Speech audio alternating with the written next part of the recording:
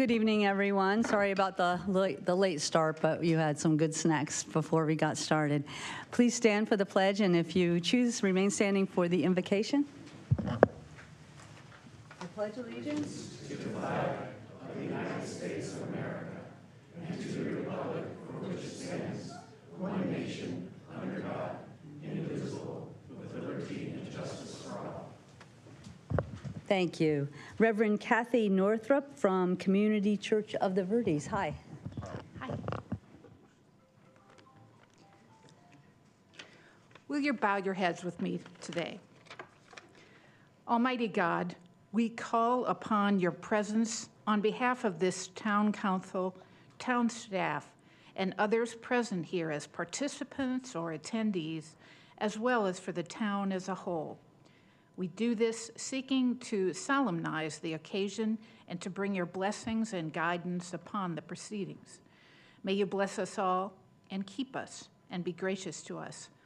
May your face shine upon us, and may we feel that this evening.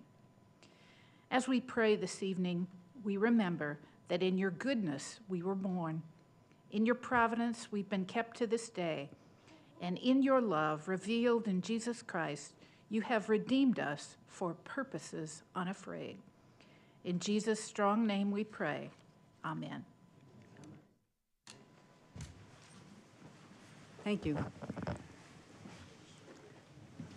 Roll call, please. Mayor Dickey. Here. Vice Mayor Grzybowski.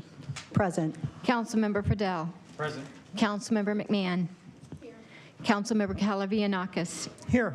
Councilmember Toth. Present. Councilmember Skillicorn. Here.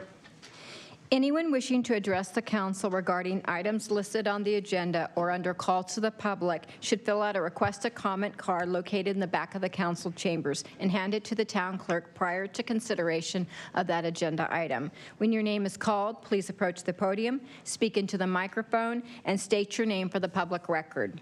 Please limit your comments to 3 minutes. It is the policy of the mayor and council to not comment on items brought forth under call to the public. However, staff can be directed to report back to the council at a future date or to schedule items raised for a future council agenda. Mayor, I also would like to make an announcement. Just for those of you who are not aware, the council decided at a previous meeting to cancel the November 7th meeting, and we've added the December 19th meeting. The schedule on the website will be updated, and we'll also put a notice, public notice in the newspaper. Thanks very much. Our first item are reports by mayor, council, and town manager. I'll start with Rachel. Great, thanks, Mayor. Mayor and Council, I have a couple quick updates. As many of you know, I spent last week in Dallas at the National Parks and Recreation Association conference. It was their largest ever. It was almost 9,000 people from across the U.S. as well as Canada and Mexico. But we had the chance to sit on the National Gold Medal Board. So Fountain Hills was represented very well at on that stage and is seen as an industry leader. So it was great to be part of that. Some other updates, we have a new staff that joined us this week here in-house. We have Jeanette Hancock. She is our new HR specialist. She's going to be she's joined us specifically to help us with the transition of our new fire department. So she joined us. In other updates, we had our movie in the park last week. We have our Make a Difference Day coming up this Saturday. If you're not already aware, we have almost 400 volunteers that are joining us. We have 38 residential projects plus 5 town projects. So it is a very large day of service with more than 18,000 service hours donated. So we're looking forward to that. And then a reminder that next Saturday will be our Spooky Blast over at Four Peaks Park to celebrate our Halloween. So we're looking forward to a lot of great events. Thank you. Thank you. Thank you, Madam Mayor. This Saturday, as well as Make a Difference Day, so before or after your volunteer time, be sure to stop by the Avenue of the Fountains because the industry stakeholders group here in town under the Chamber for Health Services has started a health walk. It'll be on the Avenue of the Fountains with a few health-focused businesses here in town. We would love to see you there. Yes, it is from 9 to noon, and it's going to start, the chamber booth is at the executive suites area of the Avenue of the Fountains. So come join us before or after your volunteer hours, of course. Okay, so Rachel stole my thunder on Make a Difference Day. She also read my notes about Spooky Blast coming up. I got to stop leaving these things on the counter for you to read. I also wanted to remind you that our farmers market and Art on the Avenue start the first Wednesday in November, and it runs through April. And of course, the Festival of Fine Arts and Crafts is the weekend of November 10th through 12th. I got my new Fountain Hills Insider in the mailbox today. You guys should be getting yours shortly, and all those fun things will be in there. If not, probably the town has them out here. I meant to look, but there were so many people I forgot to look today. If not, I know the community center has the insiders as well, and you can always find that on the website. And today is my favorite day of the month. It's Stellar Student Day. After you guys get your certificates, the mayor is going to give you permission to leave, but I'm going to tell you, you don't want to leave. These things are super fun, I promise you. Don't mind the adults laughing either. Congratulations, guys. Thank you. Thank you, Mayor. Last week, I attended the Regional Domestic Violence Council meeting down in Phoenix, and I had the pleasure of attending the post office dedication to Dr. C.T. Wright here in town. So our post office is now named after Dr. C.T. Wright. It was a great experience to be involved with that. I want to remind everybody that we're still collecting food for the Extended Hands Food Bank. We have a barrel out in the lobby. I didn't see anybody bring any canned goods in tonight, so make sure you make a trip back with those. We need to help our food pantry because they help a lot of our friends and relatives in this town. And then recently we also had the pleasure of attending a pro-Israel support at the Chabad here in town just the other night, and it was quite a moving ceremony to be able to be with those people and hear what they're going through and be there to support them. So that's all I have, Mayor. Thank you. Thank you. Thank you, Mayor. Good evening, everybody. I would like to invite everybody to our CARES Forum on Thursday night, 6:30 at the Community Center, and we are going to be having the FBI and the Arizona Attorney General's office educate us on elder scams and fraud, which is really, really important. It is happening more and more and more, and all of us need to be educated about that, especially if you're a caretaker for elderly. So please join us. There'll be a lot of vendor tables and a lot of really good information. So thank you. I hope to see you there. Thank you, Ms. Mayor. Hello, everybody. I hope everyone's doing well tonight with our late start. And thank you for joining us on live streaming and on Cox Channel 11. A special shout out this week to my friends. I'll be delivering the home delivered meals this Friday with Councilman Friedel. And I know you're all watching out there, so we'll be there on Friday to see you. And a special shout out to my friend Banana29. I know you're watching. This week earlier, as part of the Military Courts and Public Safety Committee, I was attending a Zoom forum for the Council on Foreign Relations, which we had an update on the Israeli-Hamas war in the Middle East. It was a very grim update, and it was a very grim briefing. It was around an hour and a half long. I did share the results with the mayor and the council. It's much worse than it appears in the media. This is a generational war. The accounts of what's going on over there are shocking, and it shocks your conscience. 4 weeks ago, I reported from this dais that I had visited the Presidential Library of Ronald Reagan, where they had the Auschwitz Holocaust exhibit. And what we're experiencing right now is nothing short of an extension of Hitler's final solution for the Jews. The Covenant of Hamas, which is what's dictating this war, is a comprehensive manifesto comprised of 36 separate articles, all of which promote the basic Hamas goal of destroying the state of Israel through jihad and consequently killing all the Jewish people.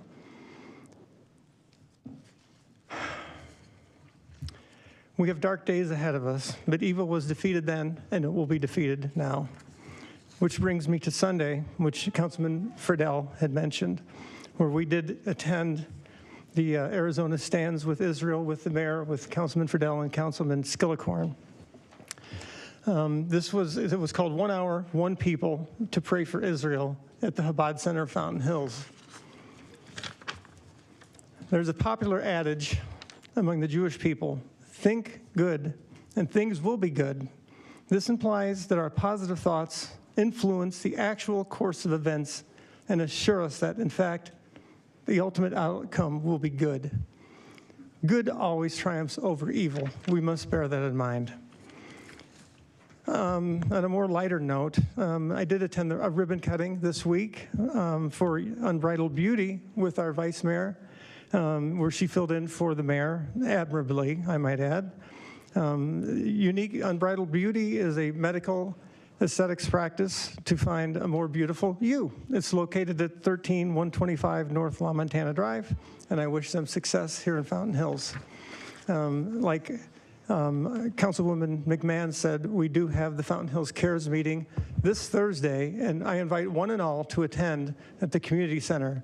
Bad people are always looking for ways to con you. Help protect yourself and your loved ones by attending this and learn how not to be a victim. A special thanks goes out to Bo Larson, our town's communications manager, for all the time and effort he put into this very special program. Thank you, Bo. The last thing is last Friday, I attended the PICO, the Pakistani Information and Cultural Organization dinner. PICO is a Phoenix-based nonprofit organization, and they hosted their 20th annual SAG dinner on Friday night at the Sheraton in Wrigleyville.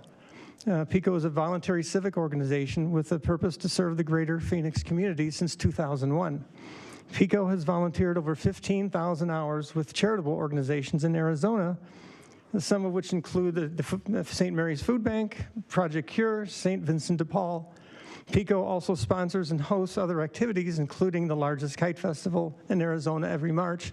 They have hosted the kite festival here for the past 13 years. Hosting the kite festival was the idea of former Mayor Linda Cavanaugh. I attended the event with the former mayor and her husband, the Honorable State Senator John Cavanaugh. Our keynote speaker was our Governor Katie Hobbs. And so thank you very much for attending tonight. Thank you I know it went a little bit long tonight. Thank you for listening. Thank you, Madam Mayor. I do want to thank staff for lighting up the fountain blue. That was meaningful, especially considering, the murderous tragedy that we saw in Israel. So thank you very much. I think we should discuss maybe doing that in weekends in the future to honor the Shabbat. A few of us did Sunday night join the.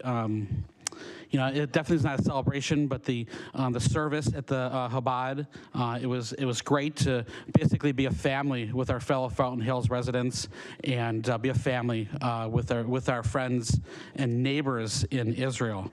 This last week was a busy one. One of the events that I actually was able to attend was a seminar on the future of water here in Arizona, very informative. Also, this last Friday, I was able to visit Legislative Council at the Capitol. Want to definitely shout out and thank Representative Colladin and Representative Matt Gress for making that possible. And one of the things that we discussed is that there's a little bit of misinformation about property tax levy and Cave Creek's penalty levy. And it really has nothing to do with bonds and such. It has to do with growth there and their specific property tax levy. So I'll give you an example of Cave Creek passed a dozen bonds that wouldn't affect their penalty levy. And there's a little bit of misinformation going around town about that. And just to clear that up, that is definitely not the case, and that is incorrect usage of what the state law is. And that's kind of what we discussed there at the Legislative Council. I do want to, council member mentioned about good overcomes evil. So I just want to really quickly bring up Ephesians 4:29. Let no corrupting talk come out of your mouths, but only such as is good for building up as it lifts the occasion and it may give grace to those who hear. Thank you very much.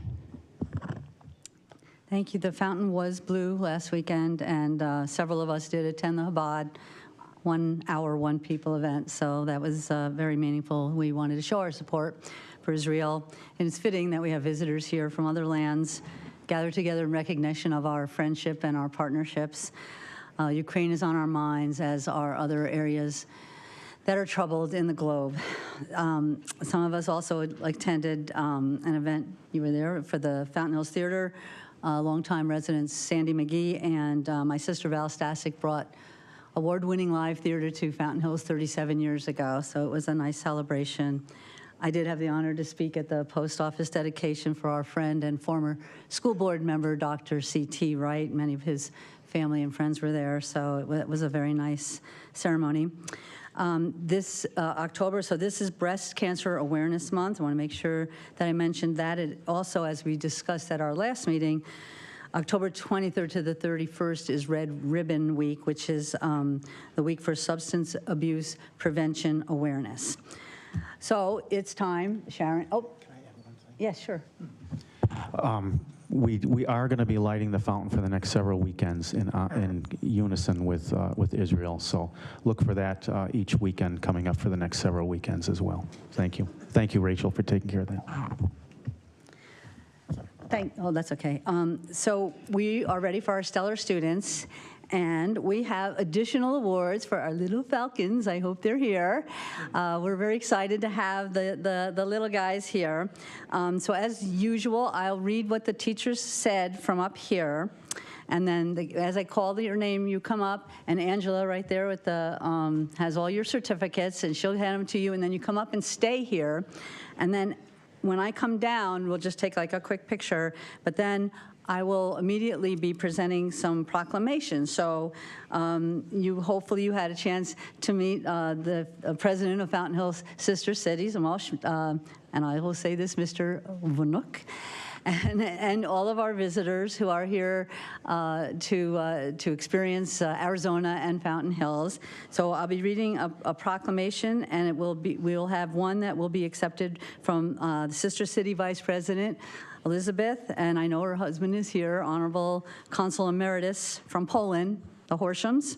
Then I will be presenting to Fountain Hills Vice President, Sister City, Christine Colley for Germany, because it's also Germany Heritage Week or Month. And last but not least, our Fountain Hills Chamber of Commerce. We have our CEO President, Betsy Lavoie, here, and I'll be presenting that. So I'm going to do all that from down there. All of the people that are accepting these are longtime residents, leaders, advocates for our towns, our community. They volunteer hours and days and weeks for the good of all of us. So it's an honor to be able to present this to them. So I will start with the kids first. Again, Little Falcons. Our first student is Jenny Belmont. Is Jenny here? Yay, come on up, honey.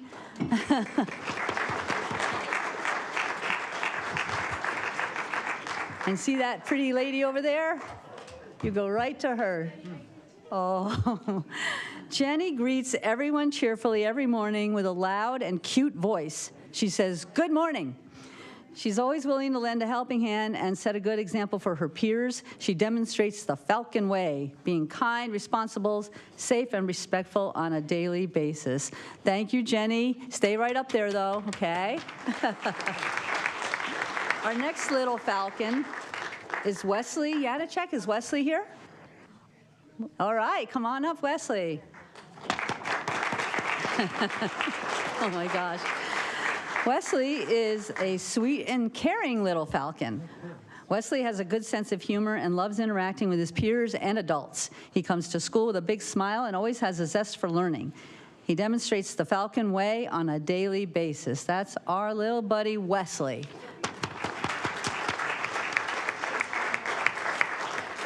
So now we're moving on to the big kids at McDowell Mountain Elementary. We are going to start with Lily Powinski. Is Lily here? Hi, Lily. Lily is always a stellar student in PE class. She sets a good example with her positive attitude and effort. She's very athletic and can run very fast. She plays hard and follows the rules. She always does her best and is a good friend to others. She is kind, respectful, and a pleasure to have in class. Thank you, Lily. Also from McDowell, we have Deacon Romo. Is Deacon here? Come on up, Deacon. Deacon is a stellar student with a very cool hat.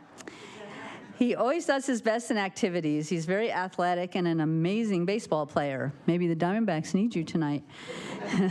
He's always kind, respectful, and willing to help others by providing support in the activities. He works hard, plays by the rules, and demonstrates good sportsmanship. Thank you, Deacon. Now we move on to the middle school. Isabella Furtado. Is Isabella here? Hey, Isabella, come on up. Isabella is a pleasant and conscientious student who gives her all in class. She's a quieter student and has shown the ability to think deeply about the content she is learning. Thank you, Isabella.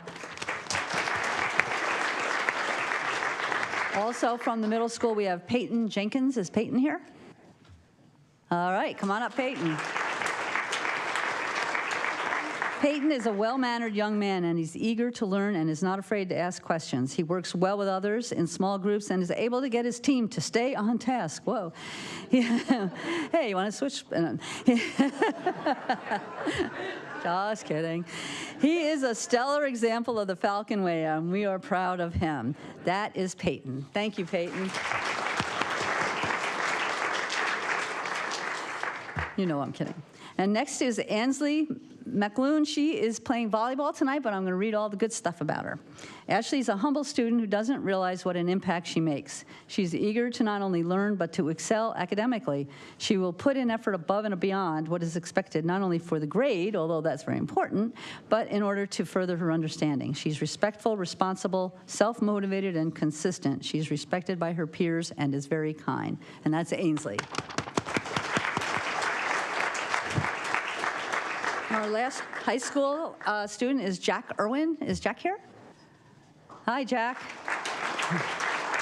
Jack is a dependable and exemplary student. He strives to understand the content in his classes. Jack is organized, incredibly kind, and respectful. He's always prepared for class and readily participates in discussions. Additionally, Jack looks for the good in others and encourages them to also strive for excellence. I've been impressed with his character. Without hesitation, I recommend him for this award. He deserves this recognition. Jack Irwin.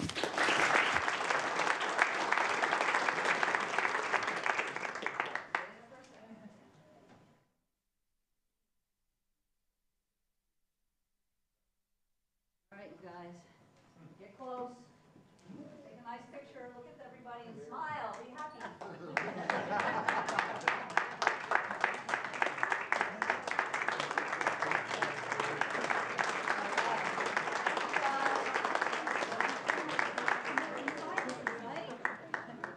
These little ones might need a little help. Yeah. There you go. All righty. Thank you. Oh. Thank you.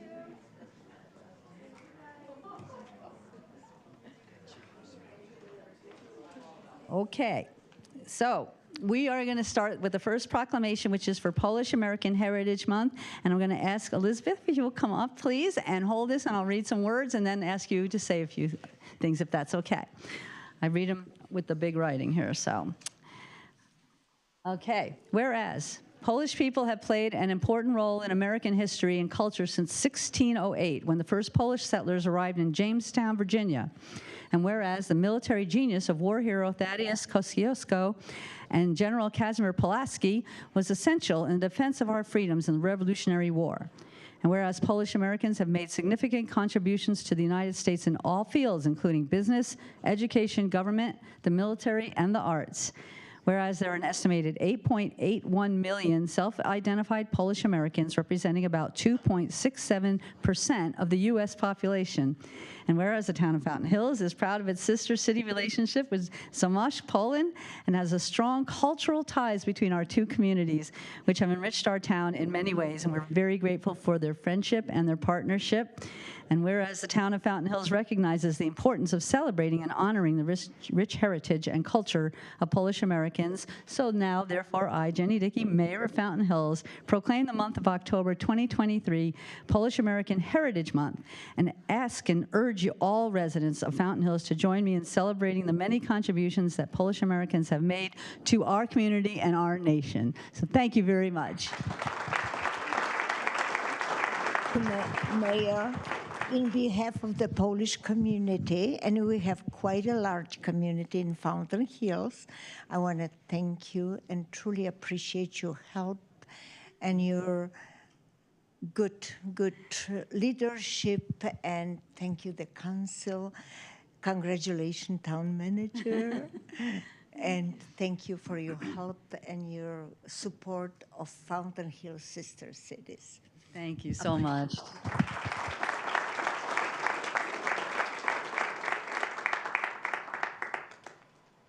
Next, another friend that I've known for years and so appreciate her. I'll ask Christine Colley to please come up for German American Heritage Month. Thank you. So, whereas as early as 1683, families from Germany began settling in Pennsylvania, beginning with them a legacy of ingenuity, perseverance, and a commitment to building a better future for themselves and for our nation. And whereas German American Heritage Month provides an opportunity for all citizens to learn more about the enduring impact of German immigrants on our nation's history, arts, sciences, and cultural traditions. And whereas, I like this one, German Americans have made significant contributions to the social, educational, and culinary fabric of the United States, introducing cherished traditions such as the Christmas tree and the concept of kindergarten, as well as popular foods, including hot dogs, hamburgers, pretzels, strudel, sauerkraut, and lager beer. So you got me at that. Whereas German Americans comprise the largest self-reported ancestry group in the United States, accounting for approximately 49 million people, which is 17% of the nation's population. Whereas the town of Fountain Hills has enjoyed a meaningful and lasting relationship with our sister city, Deerdorf, Germany, fostering friendship, cultural exchange, and mutual understanding. Now, therefore, I, Jenny Dickey, Mayor, proclaim the month of October as German American Heritage Month and encourage all citizens to learn about and celebrate the significant contributions of German Americans to our community and our nation. Thank you.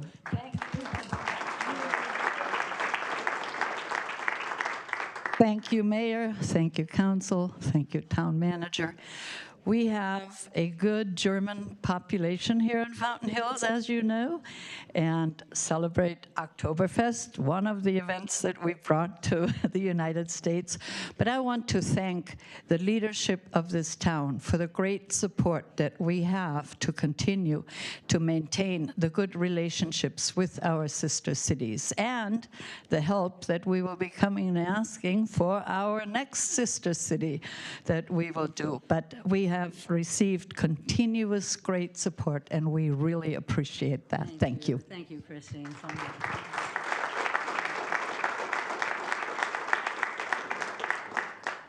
So to bring it all together here, we have our president and CEO of the chamber, and you have to hold up. She wants Tammy. Yes, of course. Come on, come on. Chamber staff. Come on up. You guys all look great. You're all coordinated. It looks like it. Wonderful. Come on up. All right. So, whereas chambers, no, I don't want to stand in front of you. Whereas chambers of commerce strive to address the community's top challenges and greatest opportunities through bold leadership and innovative problem solving, and whereas chambers of commerce foster stronger, more vibrant communities by advocating for promote economic prosperity, boost quality of life, and create access to meaningful employment and opportunity for all residents. And whereas chambers of commerce are champions of communities, serving as a trusted resource for businesses, residents, and all stakeholders. Whereas chambers of commerce create catalytic community partnerships to build resilient economies and promote community-wide prosperity. And whereas the Fountain Hills Chamber of Commerce is the largest nonprofit organization in Fountain Hills, fully devoted to commerce, and will celebrate their 50th anniversary in 2024 with approximately 1,000 members. So now, therefore, I, Jenny Dickey, Mayor, proclaim October 18th, 2023 as Support Your Local Chamber of Commerce Day, and encourage all residents to learn more about our Fountain Hills Chamber, its impact, and the support of our local businesses. Thank you. Thank you so much, Mayor, staff, council. We so appreciate this and allowing our staff to come up and receive this honor, because it's truly a team effort, as you can imagine. All of our board directors who are in the room, could you also please stand, because you represent this as well. Thank you. You're all standing right there. The National Support Your Chamber of Commerce Day is from the United States Chamber of Commerce, and we as a collective board and staff want you to show that support by supporting local. So dine local, shop local, experience local, worship local, educate local, just enjoy and celebrate everything that is Fountain Hills, and thank you so much, Mayor.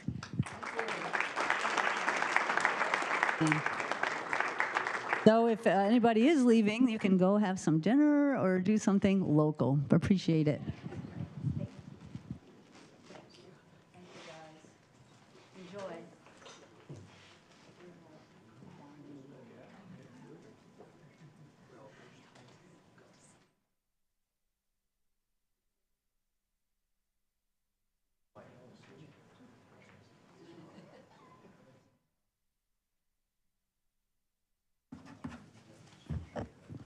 Thank you all. We appreciate you being here. Our first item is a presentation that we're going to hear about an update of our capital improvement projects. Rachel? Thank you, Mayor. We have both Justin Weldy and Kevin Snipes here to give us an update on the closeout from last year's CIP as well as the beginning of this year. If you might recall, a lot of our projects, I shouldn't say a lot of them, some of them hinged on the financial audit that comes in. So we're going to be talking about that at our next council meeting. So we thought this was timely to review where we're at and what the next steps are. So with that, I will turn it over. Who's kicking us off? I'll kick it off. Awesome. Mayor, council, good evening. Here to talk about our capital improvement projects and give you an update here. So I'll kick it off with the ones that are going on in the parks and rec world. So these are all the ones that were originally approved. And so just the progress of them. The Golden Eagle Park field lighting project is complete. We did come in a little under 20,000 under what we thought we were going to be at. And we've gotten lots of compliments already on the difference it makes in that area. We had one complaint when we first put them up and went out the next night and made some adjustments while talking to him on the phone. And he asked me if we shut the lights off because it made that much of a difference at his house. So just shows how good that the lights out there are and the difference it can make. The next one here is Desert Vista Park, multi-year improvement. So far this year, we have put up the shade structure that was donated to us and did the concrete underneath it a week ago. So it is now ready for the next phase of that project, which is putting in the fitness equipment. So you'll probably be seeing me back here shortly discussing that and showing you what we're looking at doing for that. The other picture there is of the Ramada by the playground. It was it was the only playground that we had that didn't have a Ramada next to it. And now it has a Ramada and a nice big concrete pad underneath it. The picnic tables are ordered and on their way. But as you can see, we still have a lot more work that's going to happen at Desert Vista this year. The Fountain Park Panorama Hillside erosion control, that's still in the planning and design phase. We'll be looking at making some advances on that shortly. But right now we're still just trying to figure out exactly what the best way is to tackle this project. The next one here is not a capital improvement project, but it is a grant that we were told that we could go for 2 years ago now. And we were awarded the grant. So it's a $500,000 grant in total. One grant paid for the other for the matching, and then we had to come up with $11,000 to get $500,000. So this was a really exciting grant that we were awarded. We're really excited about it and what that means for the town is that we'll be putting a restroom over at Four Peaks Park. There you can see in the dark blue square. It'll be next to the 5 to 12-year-old playground. It'll have 4 stalls, and there's some renderings of what it's going to look like. And then we also have a storage room attached to the end of it, which we desperately needed at that park. So this is going to be a win-win all the way around. We're really excited to get this put in. It will be it's a prefab model, so it'll come in on a trailer and be dropped into place. So you won't see anything for 9 months, and then all of a sudden there'll be a restroom. So it'll be very exciting. It's the one complaint that we get about Four Peaks is that there's not a restroom on that side of the bridge. So this solves that problem, and we're really excited to bring this in. So the next one here, this is one where we were waiting until you guys returned to start this project. We're going to be planting trees during Make a Difference Day over there this Saturday, so we're excited to get that done. This is the project that we're looking at doing 100 puzzle piece donation plaque that you can see there. That'll help with the funding of this project.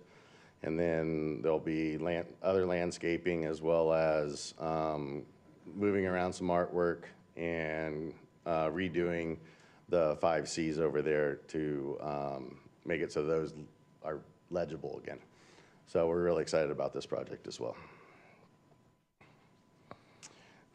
This next one was one that was on the budget that we were waiting on our funding to come in, which we'll be talking about in November.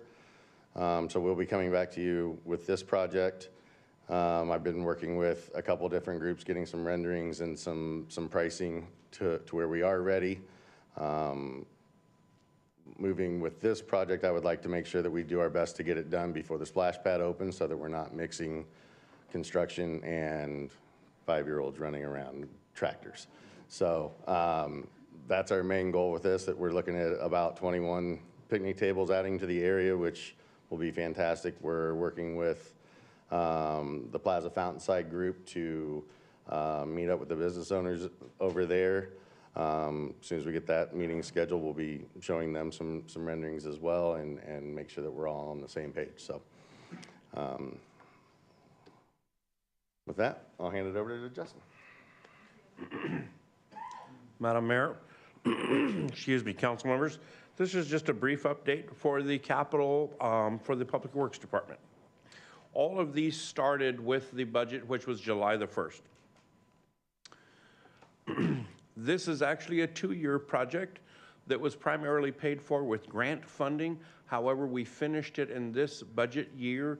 There was a little bit of work. For a reminder, this is down on Grande in the northeast corner of town. And this one, the home on the right and a little bit of the home on the left, but primarily the homes on the bottom were flooded because this channel was not well maintained and very narrow. This is a grant that we got from the Maricopa County Flood Control District. This one right here is very similar. In this particular case, 2 homes were badly flooded. Again, this started last year with grant from the Flood Control District. We were able to finish it up this year. We are excited about both of these projects and look forward to working with the Flood Control on future grants. This is a restroom facility that is approved as part of this year's capital budget to go on the Avenue. It's important to note that we are still in the preliminary on this in regards to the location, the size, and different types of design and final cost. This right here is directly related to facilities. This is in the capital as $110,000. We are currently working to determine if we can get something that is as efficient and effective for less, or if there's a possibility that they may be able to do some reworking or rebuilding on this one. We're working to do our best to arrive at a better price and a longer lifespan. For those of you not aware, the Shea Boulevard widening is a multi-year, I should say multi-decade at this time because it started a considerable amount of time back. This is the portion that will be widened east side between Palisades and Fountain Hills Boulevard. We expect that this project will remain within the budget. And as a reminder, this project is a reimbursement from the Prop 400 money that we get through MAG. This is the $3 million sidewalk that runs along both sides of Saguaro from Colony to Fountain Hills Boulevard, and on the north side of Palisades from Saguaro to Fountain Hills Boulevard. The town's match for this is right now at $357,000, but the total project cost is about $3.5. And we're hoping that when the bids open, that there are some eager contractors ready to come out and get to start later this fall or early next calendar year on this one. This project right here was the Fountain Hills Boulevard and Palisades Boulevard intersection improvements. This one was canceled by the council. This one right here is Palisades and La Montana. This is the intersection analysis. This one is currently in process. We have encumbered $49,000 this year for the analysis. This is the bridge repair, and let me give you a little background on that. So every 4 years, ADOT free of charge comes out and inspects all the town's bridges. And there's different types of bridges, including the one in this photo, which we refer to as a concrete box culvert. As you'll see in this one, we have an incredible amount of erosion. That is referred to technically as head cutting. And what's happening here, and this is on the downstream side, is it eventually will expose the critical structure of that bridge, and the bridge would become in jeopardy. So we are using this money to shore not only this one up, which is at Zapata, but we are also working on one north of this at Cholula. Now we're up to the community services, and this is the stuff that we'll be starting after our pre-retreat, is how we're going to describe it. This one right here is Panorama. This is a multi-year project. The last phase of this one right here is actually going to be to install the new electrical and the new pumps that allow us to recover more of the surface water and move it back to Fountain Lake. This is an ongoing multi-year project. Just a little heads up, staff will be returning to the mayor and council later this calendar year or possibly early next calendar year and asking for some additional funding to accelerate the next phase in regards to the architectural and engineering firm that helped us with the current phase underway. As a reminder, going a little bit back, this is the area that was formerly prone to flooding on the west side of the building adjacent to the O'Flynn room. It's under construction right now, and very soon will be completed and will be an asset and a benefit not only in the form of additional storage for the community center, which is badly needed, but also a covered patio for the residents to enjoy when the weather is nice out. These are our fire alarm panel replacements. We're facing some challenges with this one right now, primarily due to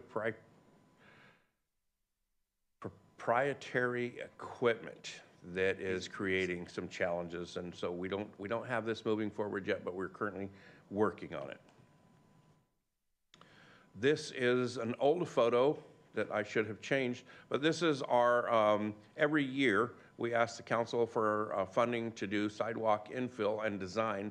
This is one that we did last year. This year we are going to be within the budget and we're going to accomplish an incredible amount, but it's in the north part of town, and we'll share those locations with you as part of the retreat and when we do our next update. This one everybody's familiar with. This is the final design for the traffic signal at Palisades Boulevard and Eagle Ridge. This one will be completed on budget, which you see is just under $35,000. These projects right here are actually what was approved as part of the budget in regards to weighting, and the intent was to see where the revenue was as we approach the end of the calendar year. These will start after we meet in November and December. You'll see the park sidewalk replacement, which is $100,000 to replace sidewalks there. We also have some additional work in Fountain Park.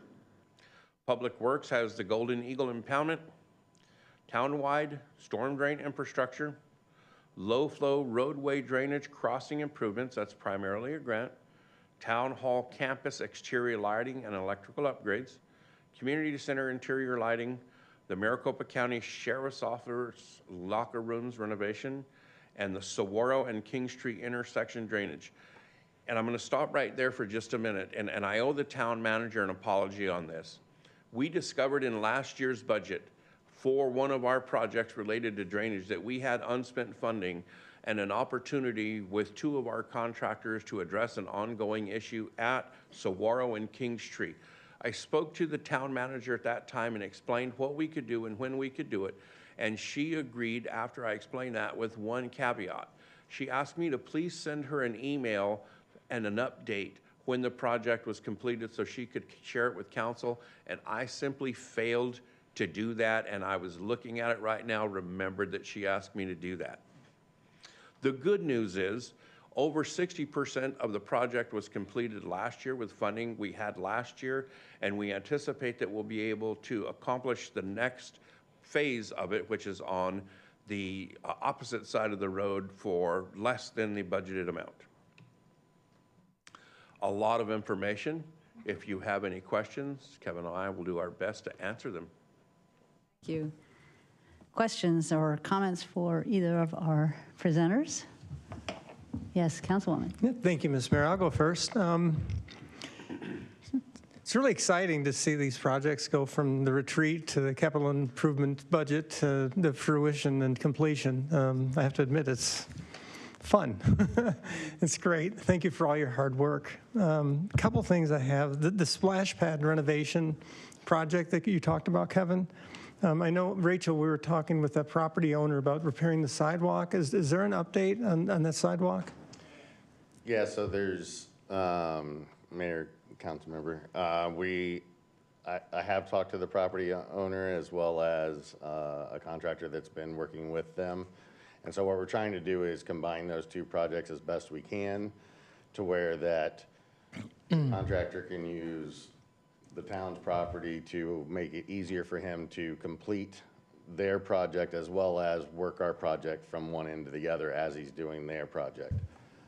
So best case scenario, that's what our hope is to do it all at once. And I know that they are moving in that direction as well. And we're getting cooperation? Mm-hmm. Yes. Okay, good. Uh-huh.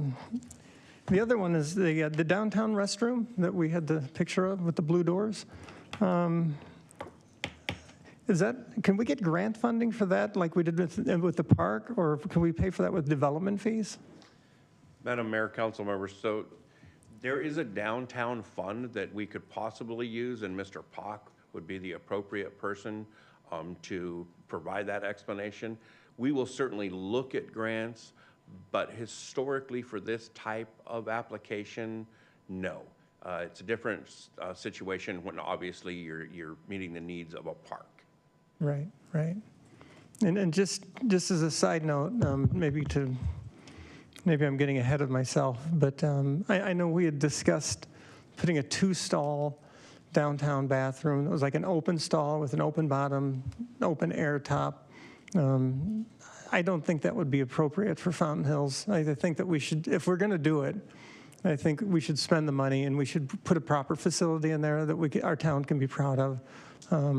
I just took a trip to California and I specifically was looking at bathrooms and areas. That's how I spend my time now, taking vacations and looking at toilets. And all the nice towns in California, they had restroom facilities that were clean, had nice toilets, mirrors, presentable, and I just think if we're going to do it, let's just do it right. So maybe I'm getting ahead of myself. And then the last thing I'd like to address is the Palisades and La Montana project that we're doing. Is that just in the design study right now, or where are we with that? Madam Mayor, council member, the Palisades in La Montana? Yes. That is an intersection analysis. What they're going to do is they're going to look at the geometry of the intersection and the vehicle counts, turning movement, the crash data, and make a recommendation on what would best be suited for that intersection. And I'm glad you asked a question about that. It's important to note that that project came forward as a result of not only some of the council members that are here with us tonight, but previous council members receiving emails and phone calls, none of them complimentary in nature, describing their frustration with that intersection. So that project is a past and current council-driven project. Okay, good, because if I could offer just a personal testimonial, I can't tell you how many times I've seen cars just blow right through that stop sign, and it's obvious they're not doing it intentionally. They just don't see the stop sign. But that is what we call in the business an accident waiting to happen. And so the sooner we can get on that, the better. Thank you, guys. You're welcome. Two questions. Kevin, that $500,000 grant that we got, who was that through? It was through two different organizations, the state parks and the Heritage yeah, Fund. Okay, that's the other one, yeah. thank you. Yeah. And then the trees that are along that sidewalk by the splash pad, is that going to be part of the project to get rid of those? I know they're buckling up some of those sidewalks. Is that still in the works? Yeah, that's all part of, when we go in there to redo that, we'll be redoing landscaping, we'll be redoing the trees, taking those trees out, bringing in trees that should be there. Yeah, it was, part of our conversation with the property owner was that it doesn't make any sense for them to do the work and the tree continue to buckle their sidewalks. It was trees that were put in by the developer when they developed that property, but it's on our property. So in combination with that, and it's wrong tree, wrong location. So we'll be taking care of that as well. Good, thank you. Mm-hmm. Anything else? I just wanted to thank you for obviously getting the $2 million plus for the sidewalks. That's mostly MAG money, or yeah. And then obviously the restroom. And when we talk about the Avenue of the Fountains restroom, I know there's been like a lot of discussion about where and when, and maybe not so much of a money issue, but other things. So if there's anything we can do to help that along, whatever the issues are, because I hear a lot of different things, please let us know, because I would really like to see that happen. And I think we budgeted for it, and we all kind of agree that we would like that. So if there's somebody we can talk to or something we can do, I'd love to do that. And then last, just about the Avenue of the Fountains, Palisades, we will be taking care of those ADA issues, because regardless of the fact that the council doesn't want to do the whole intersection, we must and will. And I know, and I'm not saying this, telling you it, I know that you've already said that you will take care of those. Madam Mayor, a point of clarification. Are we discussing Fountain Hills Boulevard in Palisades? Oh, what did I say? Yeah. Avenue with the Fountain. Fountain Hills Boulevard. Correct. Safeway. We are currently working on 3 of the corners. We've already met with our contractor. Surveyor will be out there. We'll bring some stuff back to the council in the next couple of months. Perfect. Thank you. Thanks very much for all your work. Our next item is call to the public. Do we have speaker cards? Yes, Mayor, we do. First is Pam Cap, and on deck is Lori Troller.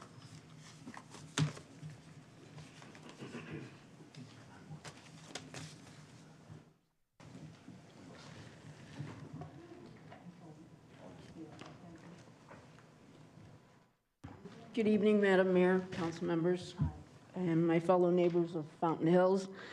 My name is Pam Cap. I've lived here for 7 years. I've been following and paying attention to council members who promote Fountain Hills in a positive light. I recognize most of you are invested in making Fountain Hills better. Whether you grew up here, you're raising your family, you have a business, or it's your dedication to public service and making things better for every resident in Fountain Hills. Despite party affiliation, I see how you want to make our community better. I respect that, and I thank you for that. So imagine my shock and disgust on Sunday when I read an article titled "Woke and Sexual Books Found in Second Grade Classroom Library in Fountain Hills." This was published by a source out of Tennessee, of all places. And the person quoted in the article is Councilmember Skillicorn. He states that over 10 books were found in the second and third grade classroom libraries by an anonymous parent. Skillicorn stated that the books contain woke and sexualized topics, and the books were used for grooming and indoctrination. No one from the school was quoted in the article. One of the books in particular that caught my eye is this book. It's called Just Ask, Be Different, Be Brave, Be You. It's written by United States Supreme Court Justice Sonia Sotomayor. Oh, sorry. Anyway, this particular book is about including people that are different. Justice Sotomayor uses flowers to demonstrate how kids are different. And differences like Sonia, who was born with juvenile diabetes, Raphael, who was born with asthma, Anthony is in a wheelchair, Madison is blind, Bianca is dyslexic, Jordan and Tina are on the autism spectrum. One is verbal, the other is nonverbal. Nolan is allergic to peanuts. I've gone cover to cover, word for word. Nothing about sexual identity or gender identity. No hot button topics are mentioned. It's obvious Councilman Skillicorn never read this book. The author is one of our country's top experts on our Constitution and our justice system. This is a clear example of Councilman Skillicorn actually trying to pluck others' rights away without doing his due diligence again. Skillicorn's negative attention on Fountain Hills is inspiring negative attacks on local businesses. Atticus Books, a local family-owned bookstore that is being attacked for being woke. I ask this council to consider censuring Councilman Skillicorn, or at the very least, admonishing him for making Fountain Hills look in a negative light. Bring us together. We're out of time, Bring everybody ma'am. together and make Sorry. this community safe for everyone. That's all I ask of you. We're out of time. Thank you. If you need any advice on inclusivity, it's Ma'am. right here. Thank you. Thank you, and we're vote running for the out of time. bond. Thank you. Would you like to respond? No. Thank you.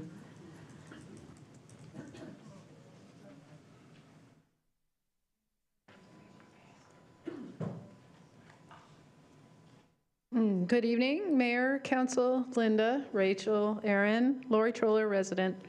Before I get started, I just want to say I'm thankful to be part of a peaceful community in light of what's going on in Ukraine and Israel, and I just want to take a moment of silence for all the lives lost in these battles. My topic tonight is broadband 5G, not to be confused with the cellular data service, 5G, and specifically the moratorium. So to recap, what the moratorium is a brief pause in time, which gives the town a chance to update the broadband ordinance without having to juggle the incoming broadband applications at the same time. So the moratorium was written as a resolution, not an ordinance. And for those not familiar with some of the differences between the resolution and ordinance, I relied on staff and town manager for an explanation. So in interest of time, I'll paraphrase. A resolution is a temporary measure that, when not followed, does not result in civil or criminal penalties. So that's to say, if staff approved an application right now, there would be no penalties for doing so. So the moratorium is certainly a temporary measure, but it's also intentionally never signed by the mayor. So if the staff were to receive a broadband application, then reference the resolution that doesn't carry civil or criminal penalties, then ask guidance from the mayor, who obviously doesn't support the protections the resolution provides, and the town attorney, who has directly stated on public record that the resolution doesn't have any teeth. It warrants the conversion of the resolution to an ordinance to codify it in the municipal code to assure the intention of the resolution is followed. So this will serve as goodwill to assure the members of the council that have supported the resolution and to the community members that the assumed protection wouldn't be threatened by a mayor's guidance of non-signature. So it's my request for a future business agenda item to be considered for the next council meeting to convert the resolution to an ordinance for codification to the municipal code. Thanks.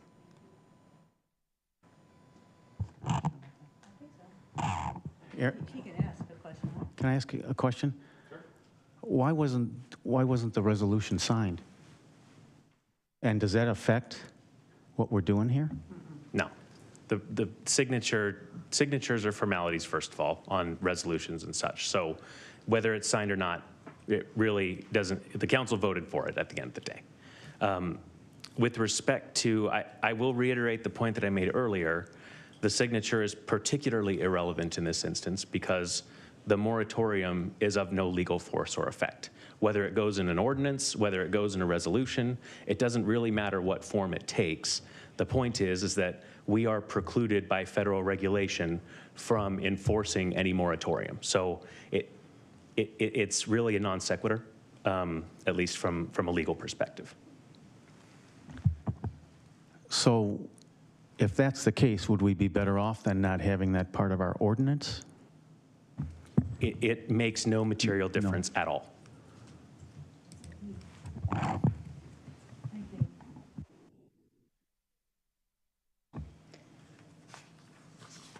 Next, we have Rick Watts, and on deck, Kim Bartman. Mayor, Council, Rick Watts, Fountain Hills resident. This is one of those issues that just won't go away. This is the burr under the saddle, as you kind of refer to it. And it's the dumping or storage of materials in the washes. And it's happening in several different washes across town. So in the spirit of my trying to do my due diligence, I went down and looked at the signs that say clearly no dumping.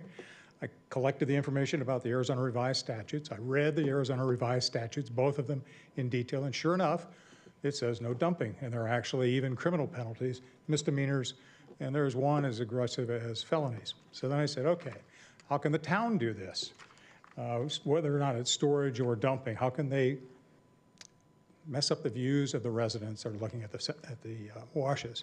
So I went and talked to MCSO, and I said to MCSO, can the town ignore Arizona Revised Statutes? MCSO looked dumbfounded, and they said, no. I said, okay, that's two. Then I went to our own ordinances, and I looked at 9-3 and 10-3. And 10-3 is very specific, as well as 9-3, that says no dumping, period.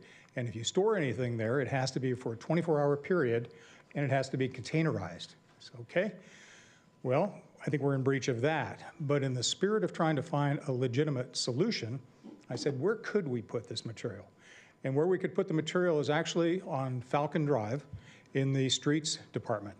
I was there the other day, I've been there twice, looking at the storage facility and the capacity, and there's ample room to take the volumetric area of the boulders and the millings and everything else that is on now being stored in Sycamore. There's plenty of room to put it there. So why don't we? I do commend the staff for finding creative ways to save money and reutilizing the materials, but not at the expense of the residents. Those were parks. They're supposed to be protected. Our own ordinances state they're supposed to be protected and not influenced. They're not supposed to influence water flows. So I asked the town to look again and see if there isn't a way that we can utilize the streets department and its ample, more than ample, areas to store that material. Thank you.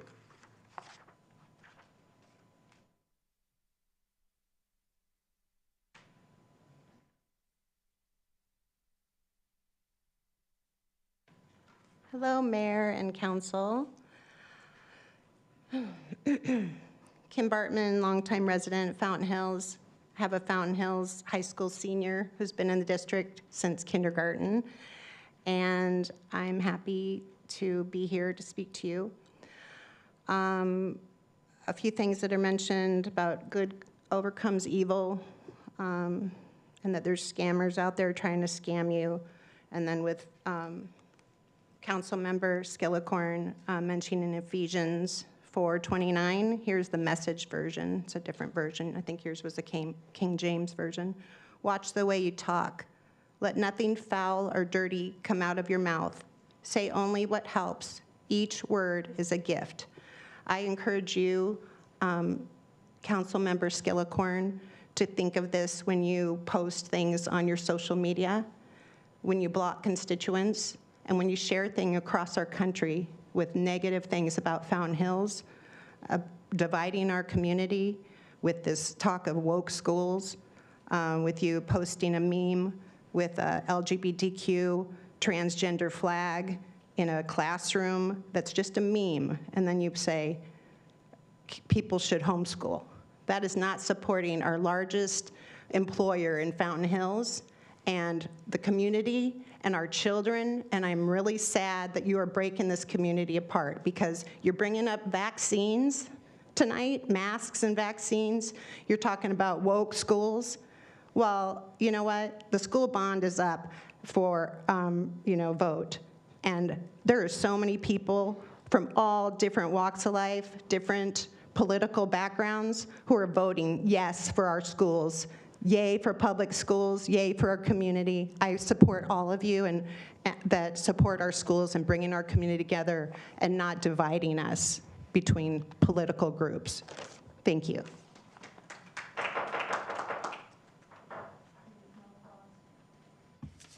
And then our last speaker for public comment is Matthew Corrigan.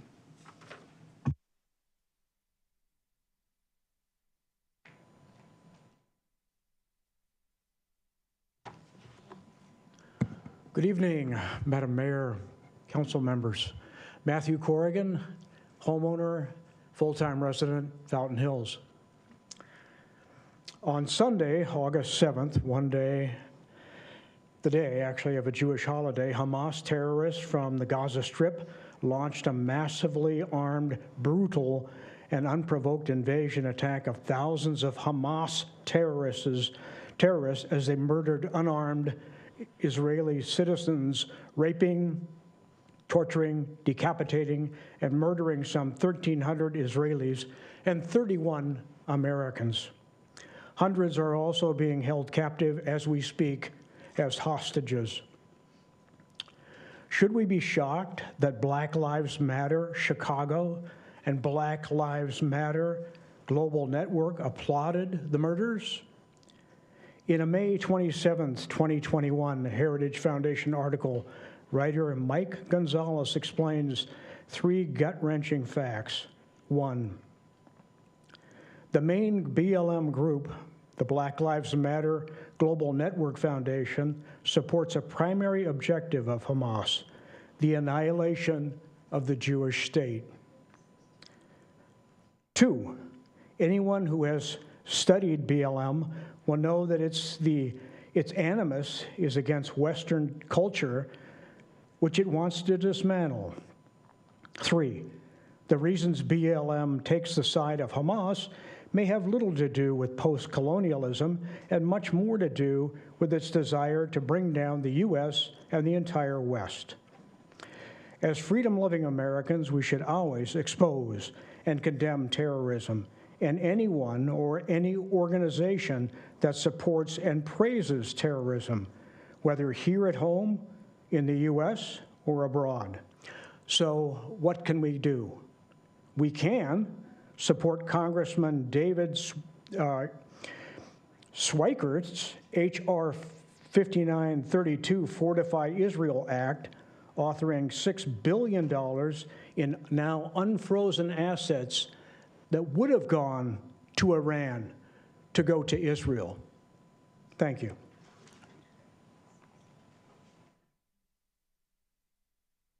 Thank you. I think that's the last card, right? All right. Our next item is consent agenda. Can I get a motion, please? Move to approve. Second. Roll call, please. Councilmember Toth. Aye. Councilmember Fidel. Aye. Councilmember Skillicorn. Yes. Councilmember Calavianakis. Aye. Councilmember McMahon. Aye. Vice Mayor Grisbowski. Aye. Mayor Dickey. Aye. Thank you. Our first regular agenda item is a public hearing, and we are considering changes in the sign ordinance. As always, we will start with a presentation, then we'll take comment cards from the public. And I will not be entertaining motions at the beginning of our discussion because of the complexity of it. So what I think we'll do after we hear from the public, we will discuss among ourselves so that we can get a good feel for what we want to do, and we're not trying to amend and undo a bunch of motions and such like that. So thank you. Hi, John. Mayor and Council, good evening. I've been looking forward to this opportunity. So hopefully we can move through this in a clear way and get your take on what's been recommended by the Planning and Zoning Commission and staff this evening. So again, for those who might not be aware, staff or the council directed staff to review the current code, to consider various revisions that suggestions were made to staff on some of those revisions back at a meeting of the council in February. Primary goal that we received or understood from council was to better meet the needs of businesses in the community for signage. Planning and Zoning Commission reviewed possible modifications over a series of 4 meetings. And this goal of staff has been to draft a code that meets the direction of the council and the P&Z Commission, and that is legal, enforceable, and understandable. So as a brief overview and reminder, regulations in the code are based on sign types, so A-frames, building wall, monument, those types of sign types. Also based on regulating size, location, material, number, time. We cannot regulate the message contained on the signs, which is one of the things that kind of complicates things based on the Reed decision by the Supreme Court a few years ago. And so there are multiple signage options for both permanent and temporary signs. So what I'm going to do first this evening is just go through reviewing what the ordinance does allow for the different types of situations we have, and where there have been changes, those it's in green, so we kind of can clearly see where those are. This isn't the detail of the code. We can go there as we need to, but just want to make sure the council and the public understands what options are available and where the basic changes are. So we talk about permanent signage for commercial and industrial uses and zoning. Awning signs are a possibility. Building wall signs, if you have drive-through signs are available. And want to remind the council, too, that there are no aggregate maximums. We used to, in a former code, limit the total amount of the permanent signage. We don't do that anymore, so any combination of these are possible. You can have a freestanding fence or wall sign. You have a hanging under canopy sign, monument sign, directional signs, projecting signs, window signs. There were no changes to the permanent sign requirements in the code or regulations in the code as it's coming to you for consideration this evening.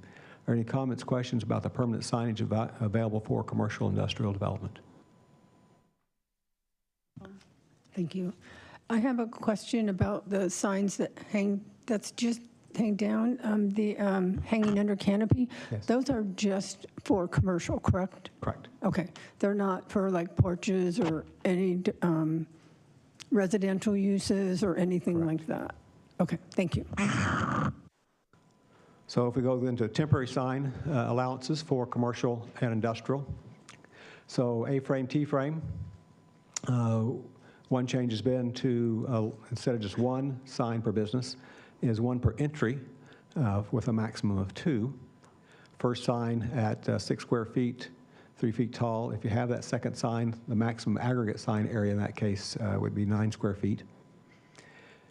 Allowed in the right-of-way adjacent to commercial, including shade.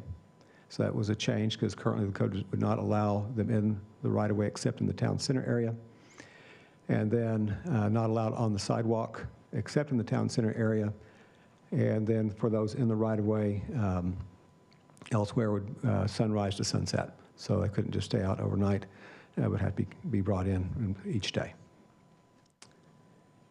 With regard then, another option is balloons. 24-inch maximum diameter on the balloons. One change there, as we discussed it with the Planning and Zoning Commission, it wasn't really clear. The height that was in there said 6 feet. We didn't know if that was the top of the balloon or the bottom of the balloon. And we also considered the idea of the possibility of the balloon blocking the site visibility. And so we clarified that with 10 foot to the top of the balloon. Banner signs. So 32 square feet, one per occupancy. The discussion on this one that the council had was the limited time frame currently in the code at 30 days per year, feeling that many businesses needed more time than that. And so after reviewing various options, what's being proposed is a maximum of 150 days out of a year, 30 days at a time. So a business could decide how they want to spread that out over the course of a year. And then also for a new business that may not want to go to the expense of permanent signage, allowing a banner sign to be up for a maximum of a year. But the possibility that could be switched out a little bit during that year, both to take care of any maintenance issues that starts to get frayed. It could be changed out, or if they would want to move from a grand opening to a more permanent type of but still banner temporary sign. John, are you going to get to an end of this and then ask if there's questions? So I do have that at the end, but if the council would like to go ahead, Mayor, however you want to do it, if we want to discuss it as we go over each of these, that's fine too. Okay, yeah, well, I do for the one before it, but just before I forget, so the banners can have anything written on them? That's correct. Anything at all? Right. And the one question that was not, as I finished this up with the Planning and Zoning Commission and started working on the council, I realized one thing we never discussed with the Planning and Zoning Commission, with that 1-year allowance for a banner for a new business, does that still apply if they put up the permanent sign? And so that's, right now, is just a blanket allowance for that banner sign regardless, but I thought maybe the council would want to consider that, and if they put up a permanent sign, does that then negate the allowance for the banner sign for a full year? So would you like to go back, Mayor, to the previous one, or how would you like to proceed? Well, the previous one has to do with the zoning on Shea, because the way that it says there in the right-of-way adjacent to commercial, including Shea, but in the resolution or whatever, it says all commercial and industrial zoned areas and in the right-of-way adjoining these zoning districts. So is it zoning that's other zones that are adjoining zoning, business zoning districts? I mean, it feels like you're basically allowing them along Shea. Not you, but it feels like it's allowing them along Shea. So yes, we would allow them on Shea, commercial portions of Shea, but not all of Shea. So, and anything that's a multi-use that has commercial use in it, then we could have signs along Shea. If we had something that was a multi-use that had residential and commercial, they'd be able to put a sign along Shea. I'm trying to figure out, like, you know, what's happening to Shea. Right. Let's see.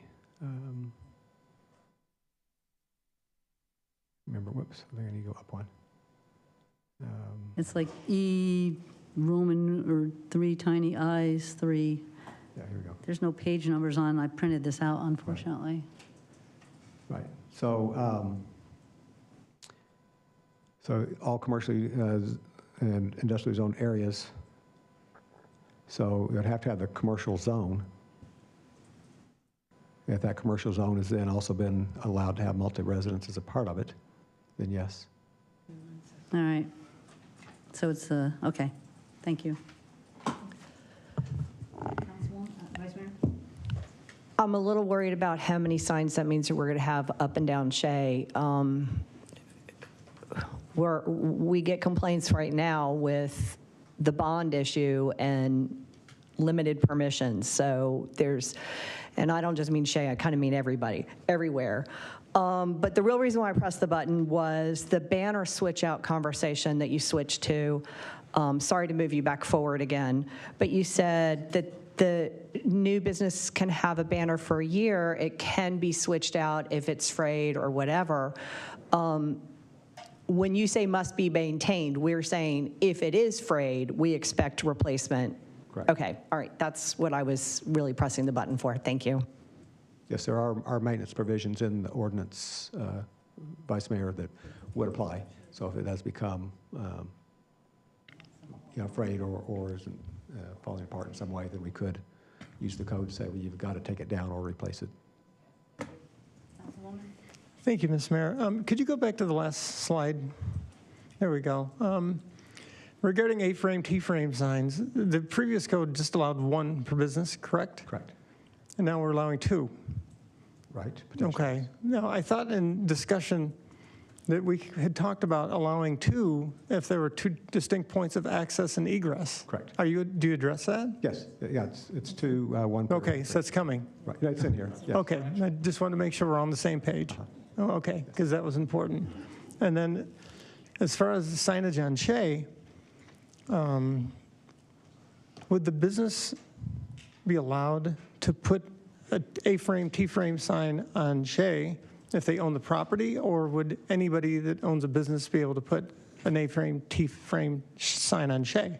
So like say you got a business that's a mile away down the street, and but they want to promote it. Could they just put that on the right of way? Yes. Okay. Sorry, I thought it said adjacent to the commercial property. Right, it's adjacent to commercial property. It doesn't mean it's adjacent to their commercial property. Right. Once we say an A-frame is allowed in the right-of-way, it basically opens up to anybody to put an A-frame at that location because we're regulating the size, number, location of the signs, not the content on it. Right, and it could say anything. Well, I'm not questioning what it says. I'm just questioning the concern about the number that is going to be lining on Shea for businesses that may or may not be on Shea. And I just thought that it had to be adjacent to the business. The proliferation of these signs is just going to be outrageous, I think. But we can discuss that as we delve into the ordinance. Thank you. Yeah, and just one more point, Ms. Mayor, that you made about the signs can say anything. Would that be because we can't regulate the content? Correct. Okay.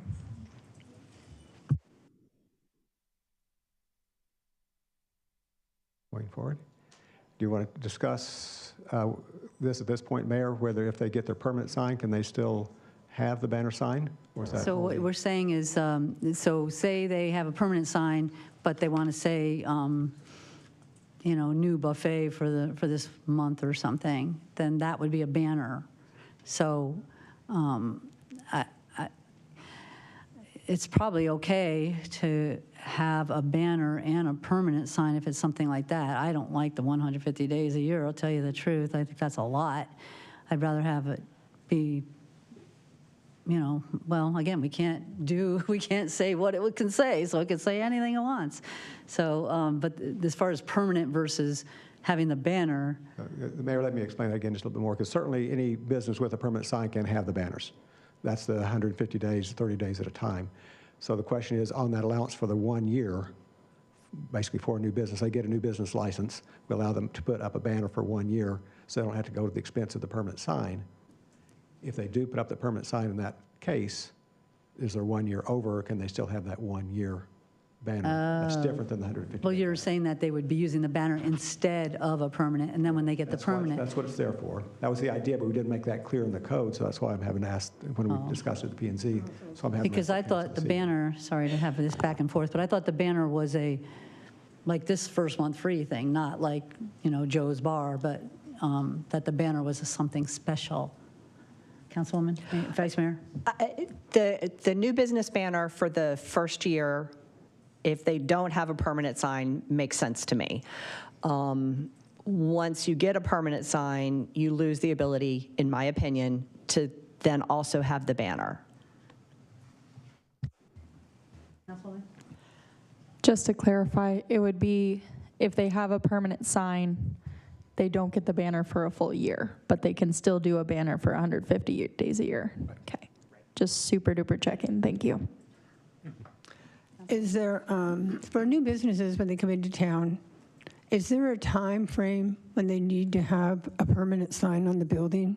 Especially like if it's like they rent or lease a place, the old sign's been taken down, it looks awful. Are we requiring any time frame for them to put up a sign? And if not, why not? Mayor, Councilmember, no, that's totally up to the business and what they feel like their business need is for signage. Some get signs up early, even before the business opens. Others wait, want to see how they're doing, maybe have a little bit more of a temporary sign. We do have regulations if the building becomes vacant and the business is no longer there for ultimately taking the sign down, but not for when one has to go up. Okay, and that leads me to another question and concern is that if the business never puts up a permanent sign, does the banner hopefully the banner doesn't get to remain there permanently as a banner or flag or something like that, correct? I mean, there's no way it can be converted into a permanent sign, correct? Mayor, council member, so yes, the allowance for the first year for a new business, that would expire at the end of that first year, and then after that, they could do the 150 days, if that stays in the code, 30 days at a time maximum, but they certainly couldn't extend that as a permanent nature. Do you think that 6 months might be better because then that might be the impetus for them to get a permanent sign instead of having a banner up there? And then they would still be able to have a banner for other things, pursuant to the code for other reasons. Mayor, council member, the P&Z Commission discussed everything from 6 months to a year, and ended up staying with the 1 year that had been initially mentioned by council. But certainly anything in there is an option, as directed by the council. I don't think we can say to a new business owner, you got to buy a new sign within 6 months. I think that's unfair. A year does sound like a long time. I get that, but we're already telling them that the sign has to be maintained and replaced as necessary. I don't approve of also saying, hey, thanks for spending hundreds of thousands of dollars with us. Now you got to go buy a sign too. So I do approve the banner there for the year and not lowering that time frame. Thank you. Just to be clear, the maximum 150 days a year is for any business, not a new business. And we had 32 square foot maximum banners on any business, 150 days a year. No renewals or anything like that required, just they can change. At 30 days at a time, so they update their permit after that time, so we keep track of the. They do have to get a permit, because that's still there, the TU. Okay, all right. Okay, thanks. I heard, I guess, one comment. Yeah, thank you, Ms. Mayor. And on the 150-day banner signs, what would be the fee, initial fee, and then what is the renewal fee after 30 days? Mayor, Councilman, that's one thing I didn't look back at. I think it's either $25 or $50. It's not much, but it's. Okay, and then every 30 days it'd be another 25 or 50? Right. Okay, thank you. So, Mayor, I think I heard a little bit of, if they put up the permanent sign, then they're done with this 1 year banner sign. Is that correct? I think, okay. So we can make that adjustment. Going on then, temporary signs for commercial industrial, post and board signs. So a change here. Currently, post and board signs are allowed in the right-of-way only in a couple of unique situations. You've got a building that's built to the property lines. There's no place in a commercial area where you can put the post and board sign, so you could put it in the right-of-way in that situation. And then if the topography is such that because of the hillside slope, whatever, once you put it in the right-of-way or on the property, it's so far down a hill that you can't see it. Other than that, it can't go on the right-of-way in the current code. So this is a change to allow just post and boards in the right-of-way regardless. That's the right-of-way just in front of their own property? Yes. Yes. And then are you allowed, to see how that sign says for sale, open house, but there's a sign on Saguaro that I think says for rent, but then it has a no vacancy swipe on it. Is there anything about not letting having swipes? That's content. Content? Well, no, I mean, it's having another sign across another sign. Well, actually, this is two signs, but it says no vacancy or something like that? Right, yes, I know what you're talking about. But Mayor, as long as that's within the area, total area allowance for the sign. What about, okay, well, what if it doesn't look like a sign, if it just looks like you tacked something on? I mean, does that go to materials, or is there a way to make it that it has to look nice? I mean, people could put swipes on every sign, I mean. I understand what you're saying there. I'm not sure how we could get to that. I could think about it and come back if you'd like me to, but a little bit challenging. Okay. Yes. Yeah, thank you, Ms. Mayor. I'm kind of with the mayor on this one. I don't like the sign-on-sign deal. We're giving him a sign, and we're letting him put a second sign on the same pole. Doesn't seem right to me. I think that should be looked into. And then the one that you're specifically referring to is leaning, and it looks like it's in a state of disrepair. And I've always wondered why code enforcement doesn't say either fix your sign or take it down. I hate to put you on the spot. Mayor, council member, I see that too as I drive along Saguaro. It's usually, I think of it more when I'm leaving, because I'm on the side of the street then. And so I don't think about it when I come back in the morning. But I've thought about that sometimes too, that code enforcement probably ought to take a look at that. And so with the discussion this evening, hopefully tomorrow I'll remember to have them take a look, because there's a maintenance issue because the way it is leaning. So it may get fixed, but that wouldn't necessarily get rid of it. Yeah, it does. It just looks like it's in a state of disrepair, and it's tacky. Thank you.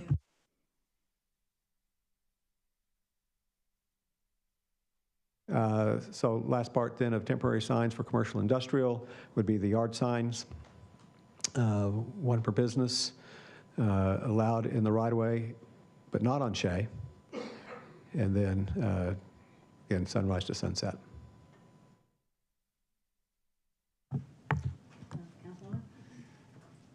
How does this jive with the other commercial signs allowed on Shea Boulevard, temporary signs?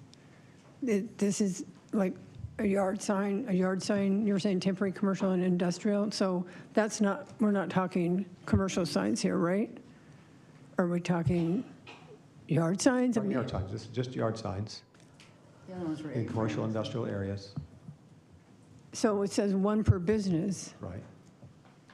You can put them in the right-of-way. It's allowed in the right-of-way adjacent to commercial, Right. except on Shea. Except on Shea.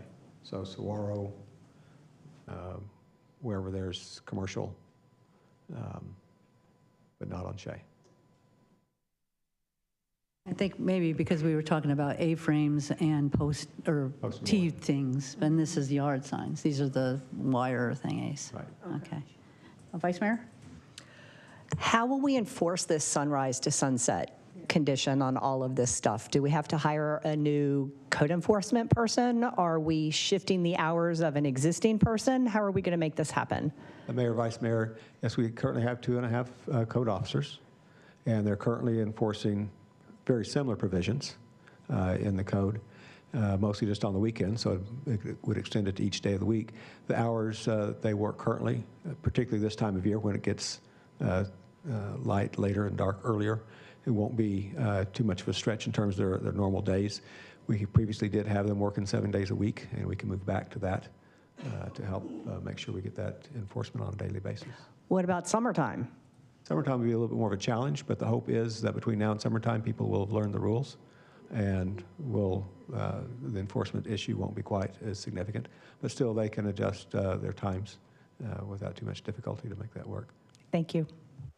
I'm not sure how you compare, though, like having to worry about when they can put them up on Fridays, and then they can take them down on Sundays. That's 2 times. This is going to be every single day, 7 days a week, every morning, every night. I mean, that's a lot more enforcement than just a Friday morning and a Sunday night, or a Monday night if there's a holiday. And now every single day it's going to be like, when was the official sunrise? No, darn it, that was really there on, I swear to God, the sun was up, and every single day, 7 days a week, on every right-of-way in town. I don't know. It will be a challenge, but one we hope is manageable. Yeah. Yes, Councilor. Also, I also have a big concern with enforcement. I think it's more realistic in the prior sign ordinance where we only had certain days that you could have the signs. I think it's better for staff and the community. Also, if they can have these signs up every day from sunrise to sunset, so what? They're not going to remove it. They're not going to get up at sunrise and put the sign back out there. Because why? I mean, they're going to gamble on the fact, I would assume, they're going to gamble on the fact that we're not going to have enough staff or code enforcers to enforce it. So therefore, you know, what's the impetus for them to take it down? I don't think that allowing these signs daily is appropriate given the staff and the inability to enforce it. I like the prior ordinance where we were there's only a couple days a week that these signs like this can be up. I don't think that it's going to damage or whatever, a business or whatever, to not have it every single day, but it's worked so far. I don't understand, and I'm not for that type of a change. Thank you. I can't agree more. I disagree more. I think there's no question it'll take a little bit of education. I don't see 10,000 signs that we're dealing with here. And secondly, I think most of these business owners, you're right, they're not going to put them up at sunrise. They might open at 9 or 10 o'clock. That's when the signs will go up. No, I don't see signs out there at sunrise. The signs go out when they're ready to engage with their customer base. The customer base then knows that they're open and ready to serve them. So I think, yes, there'll be a little bit of a learning curve because it's going to be new, but I think we need to give these businesses every opportunity to make a living in this town. I don't think it's going to be a big burden. Will there be a few offenders? Probably, there always are. But I think the majority of our businesses will respect what this town does, and we're open for business, and that's what this tells them. When we ask them to take it down at sunset, we may have some people that are literal, take it down, fold it, leave it where it is, and on my way into work tomorrow, I'll pull to the side of the road, unfold it, and put it back up. How do we feel about it being folded and right exactly where it is? Mayor, council member, or vice mayor, if we see it and it's in the right of way, we'll pick it up. If they've folded it and set it aside where we don't see it, then maybe it does stay there, but then nobody else is seeing it either. And with what Jerry was saying, I agree that with businesses, when they open and such, but you don't have to be a business to put a sign in a right-of-way now. Anybody can put any sign in a right-of-way that says anything. That's what this is opening the door to. It's residential areas in a right-of-way. And it can say anything. So I agree with you on commercial, on businesses. But that's not, this sign ordinance is not going to do that. It's opening up a door to vote no, vote yes. I hate you, I love you. Whatever you want to say on every right-of-way in this town. Councilwoman? Thank you, Ms. Mayor. I'm looking at the screen that says temporary commercial and industrial. And I don't think they would be able to put these in residential, with all due respect. We didn't get there yet, sorry.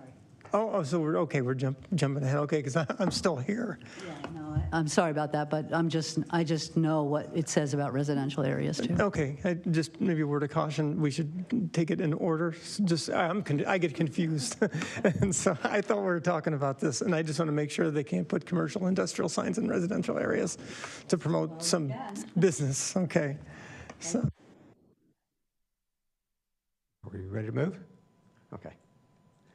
So moving then to multifamily and permanent signage. So again, they can have awning canopy signs, building wall signs, freestanding wall fence signs, and monument signs. I guess that is the list of what multifamily could have. In terms of permanent signage, no changes.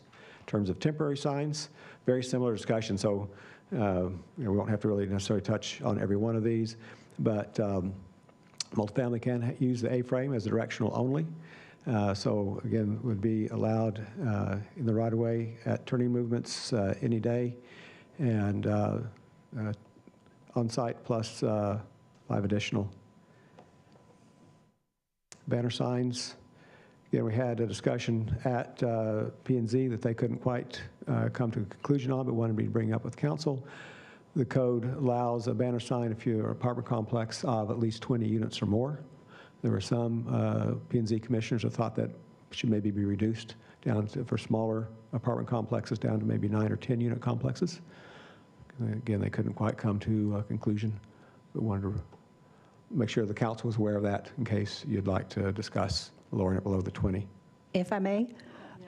I went out to leaddeveloper.com, and according to them and another website that I neglected to make the note of, an apartment complex is a structure with 5 or more housing units. So I would support, if we're going to do this kind of thing, I would support reducing the number of units.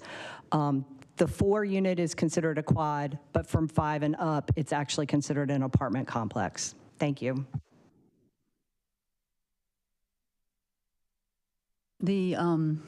So if you have a 4-unit, whatever, complex, then there, or 9 or 10 or what we're talking about, then they would have a banner. They would be able to have a banner, but again, like Brenda said, they have to get a new permit every 30 days.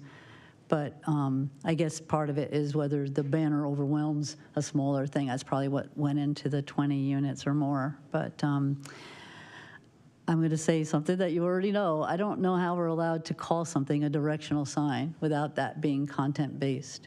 It can have anything written on it. So I just keep getting to that same thing all the time. It can say anything. It's not really just directional. It's not just like, here's a yard sale or here's this place is open. It can say anything.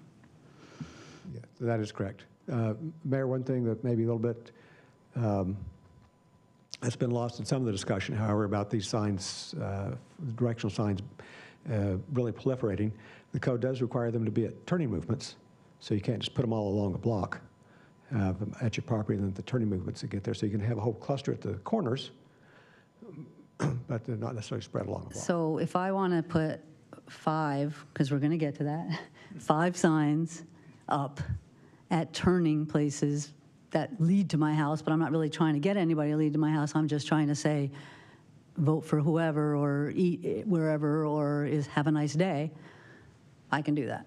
Yes. I can do 5 signs, and we were hoping they're directional signs because the whole idea of it is for yard signs, yard sales, and open houses and normal good uses. But I can do that, and my neighbor can do that, and their neighbor can do that. And we can all put 5 signs out if we want. And if there's politics involved or something like that, even if it's not quote unquote a political sign, you can have a political message. Yes. Thank you.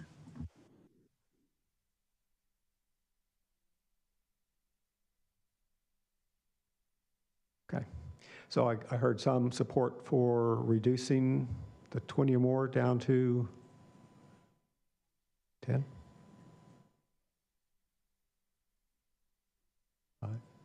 I'm fine with 10 if that's where you guys want to go.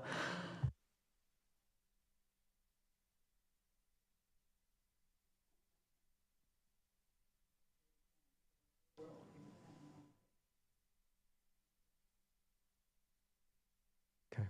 And then the discussion earlier in terms of they get a permanent sign, then we'll make that adjustment here too, I guess adjustment we make to the banner signs will carry through to every place in terms of if you get a permanent sign, then your 1-year allowance is in gone. So you're considering this a banner sign in the same way that they're actually like advertising, apartments for rent or something. Right. But it could say anything. Right. Okay. So temporary, again, for multifamily, the same thing as elsewhere would be allowed in the right-of-way. Yard signs, 2 per lot, so that's an increase. It has been 1 per lot.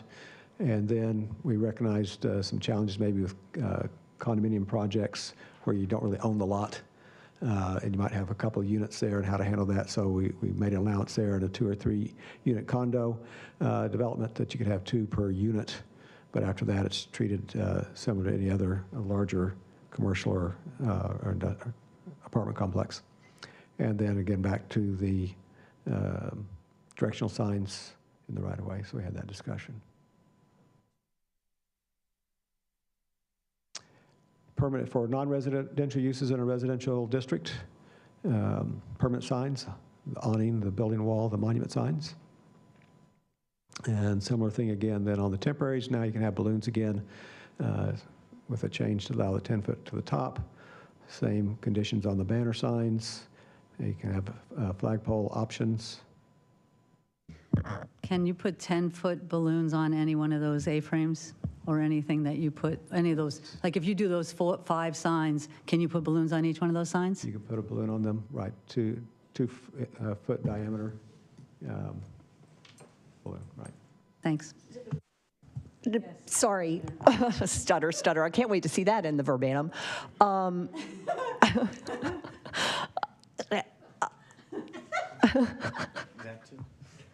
Okay, yes, I can't wait to see verbatim next week. So I thought the balloons had to be a certain distance from the street or from the ground, and then 10 foot. Help me, because I feel like we're missing something on this page.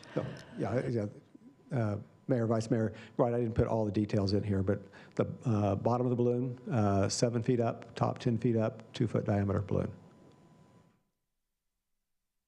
Thank you, that helped. Okay.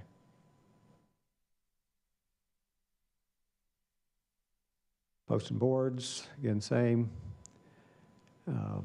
Yard signs, multifamily zone allowed a little bit larger yard sign than the single family zone.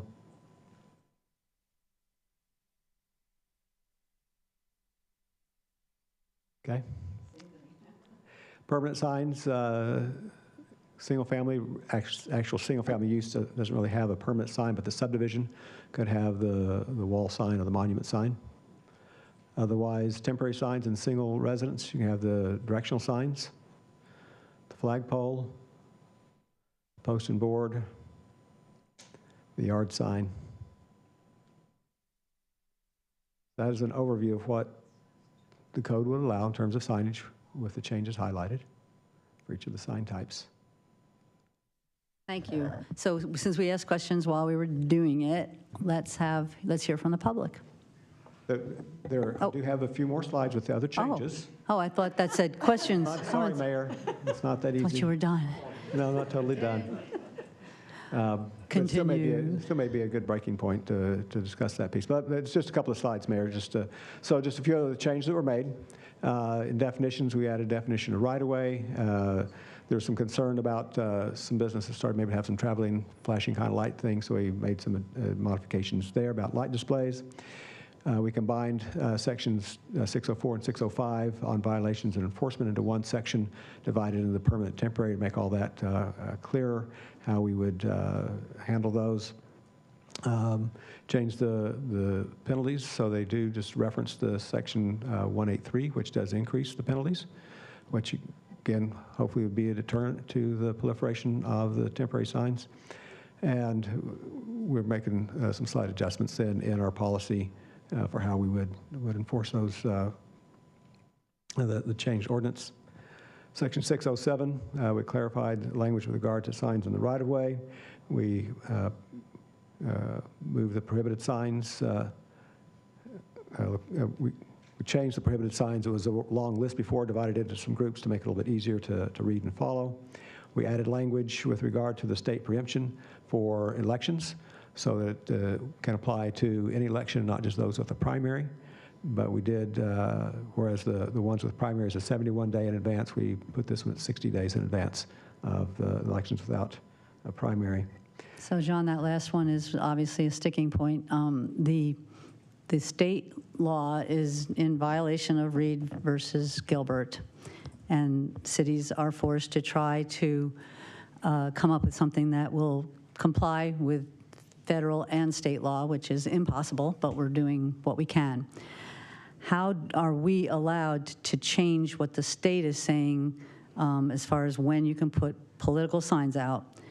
If we start to define them as political signs, then we're judging content. And so I don't understand how we can, how can we change what the state is saying? State's wrong, but we still have to do it. But now we're jumping in the boat with them, it seems to me, by making a change that's based on content. Mayor, thank you for asking. I don't know if I can give a clear answer because this is unfortunately confusing because we do have two things we're trying to meld together and meet both the best that we can. And so what the state statute does do is allow for, or basically mandate an exemption, preemption of our local ordinance for primary elections and 71 days in advance of the primary election in areas outside of a sign-free zone, which is another complication we'll talk about in just a second. In residential areas, you can have in the right-of-way what they call political signs up to 16 square feet. By our code, closest we would have would be a post and board sign because of the nature of the sign. And so during those seasons, along all residential streets, again, not in a sign-free zone, a person can put as many of those 16 square foot signs in the right-of-way in front of their house. It doesn't have to have a political message, though. It could be a commercial message. We won't be regulating the message because that's where our code comes back in and where our attempt to follow read.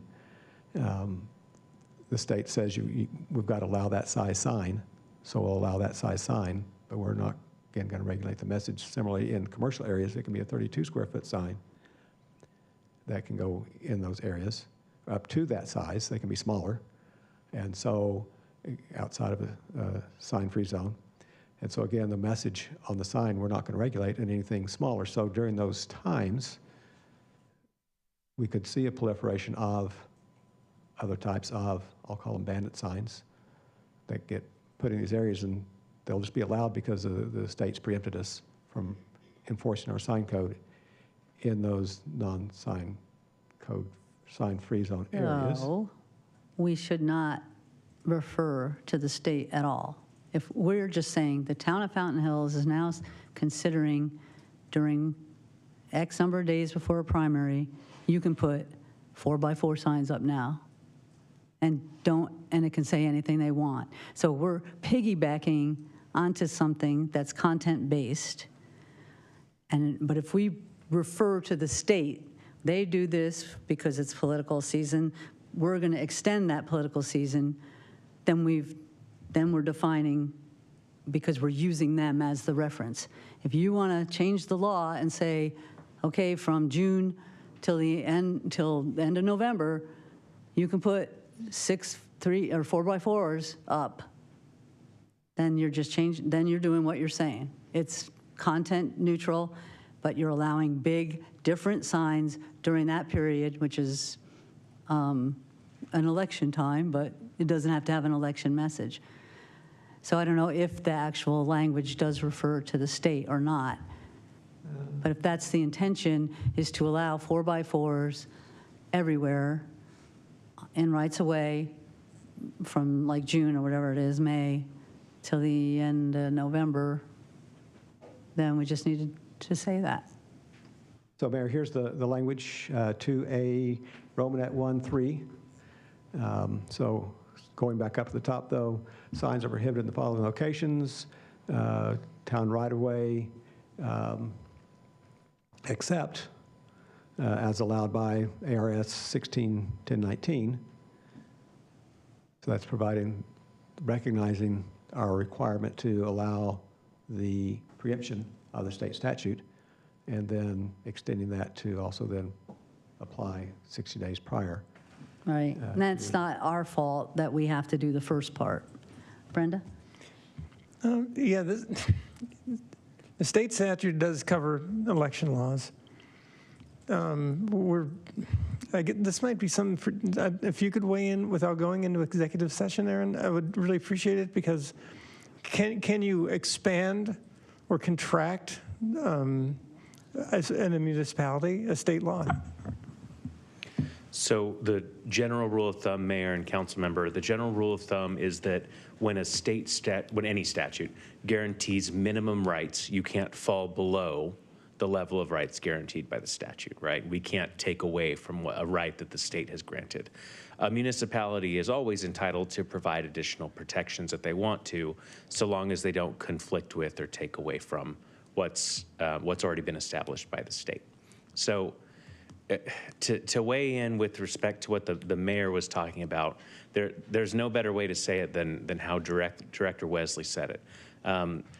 During the time that election season is happening, and when those election signs are posted, the simple answer is, in order to straddle both First Amendment requirements and state law requirements, effectively, we're not looking at content of the sign.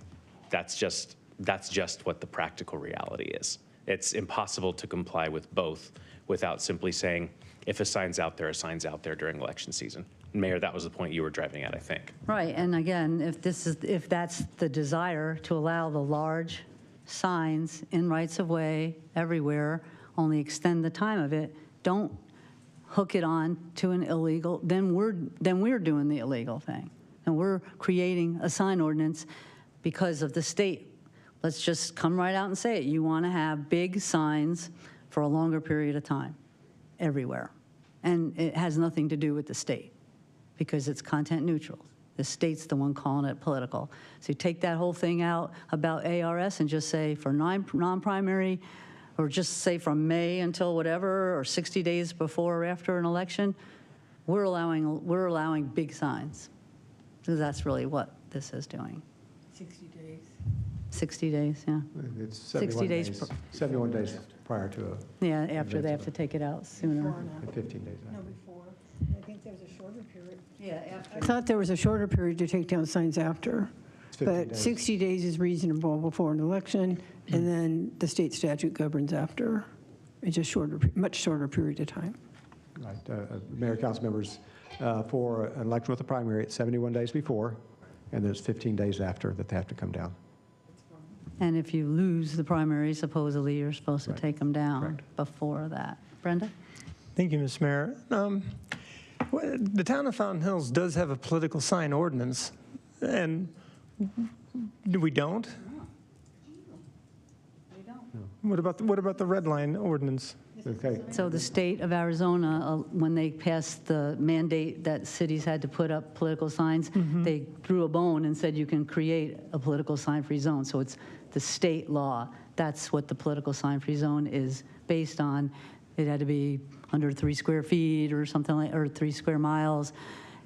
You had to be like a touristy area, that kind of thing. So it was created in 2012 to help mitigate the fact that the state was making us put these signs up during that period of time. So that's basically the reason we have the sign-free zone. But we really can't have anything based on whether it's a political sign or a directional sign or any sign. So Mayor, if I may, here's the map of the sign-free zone. The complication becomes if our ordinance now is allowing you to put your directional sign on any of these streets any day, we can't control that message. So that message in these sign-free zones could be a political message for signs that are put up and taken down each day as allowed by the code. All right, and I was wrong before. We're not extending the time. We just want to be able to have big signs during elections that are just general elections. So that's what we're doing. We didn't extend the time. We just said you can have big signs now if it's just a November election. Correct.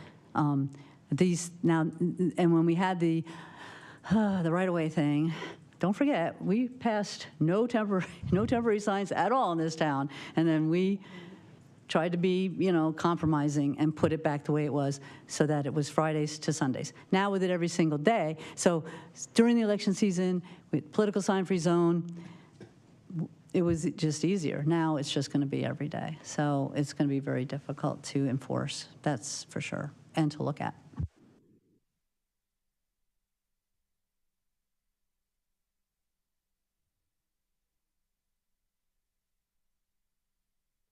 So some other changes that are included.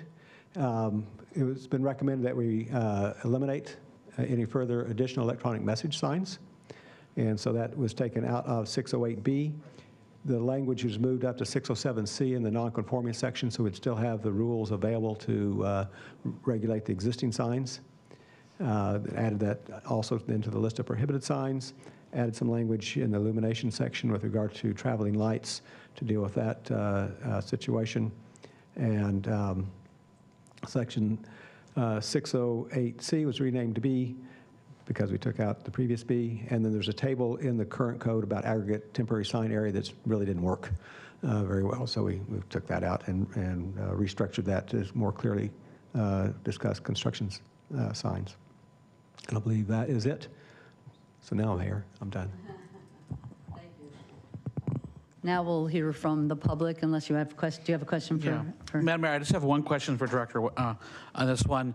The biggest complaint I get is about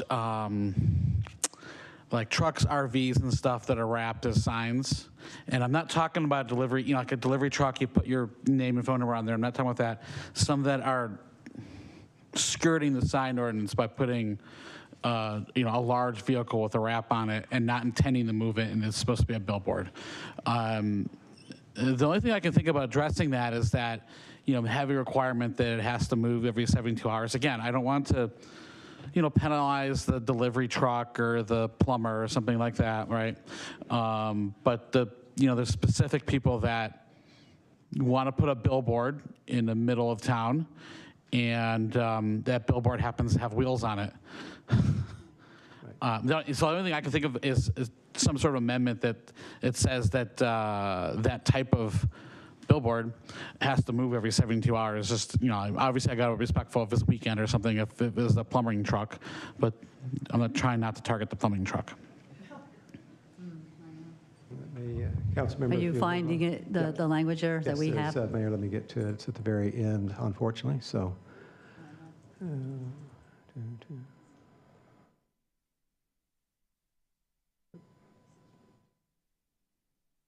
So currently, starting in E, must be parked in a legal parking space. It's not distinct from any other parking area. And it goes on here in terms of must be operable, has to be as far back from the right-of-way as possible, and can't stay in one space for more than 72 hours. It was... So that seems to be already addressed. Maybe just now, when you say, I do see that right away as far as possible, but if it's in a parking spot, it's in a parking spot. Yeah, so it isn't the parking spot that's farthest away from the right of way, but okay. Thank you. I appreciate all your hard work. Thank you, John, and also the Planning and Zoning Commission. But to me, this sign ordinance does not reflect our town of Fountain Hills. It really is convoluted. It creates a big mess. It makes it more confusing, not only for businesses, but residential properties, et cetera, to understand what they cannot do with signs.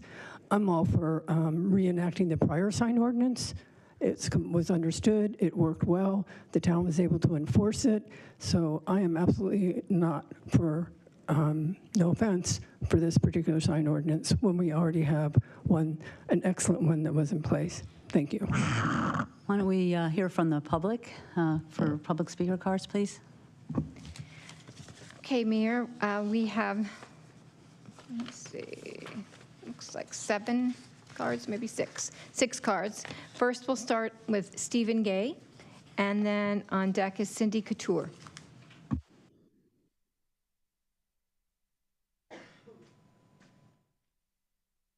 Good evening. I'll keep this one short. The sign ordinance, as it stands, is pro-business, keeps the town looking clean and pleasing to the eye. The proposed ordinance would allow a greater variety of signs with less permitting and oversight. It would give our wonderful town a jumbled look. Maybe not as bad as Times Square in New York, but you get the idea. Some people might use the vernacular eyesore. Thank you.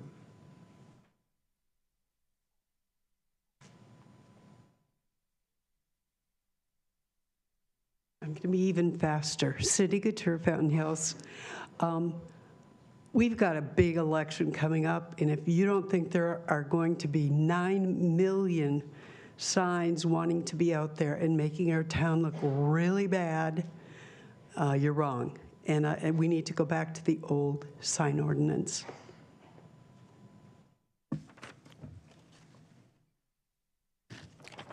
Next, we have Jean Shalecta, and on deck, Linda Sumo.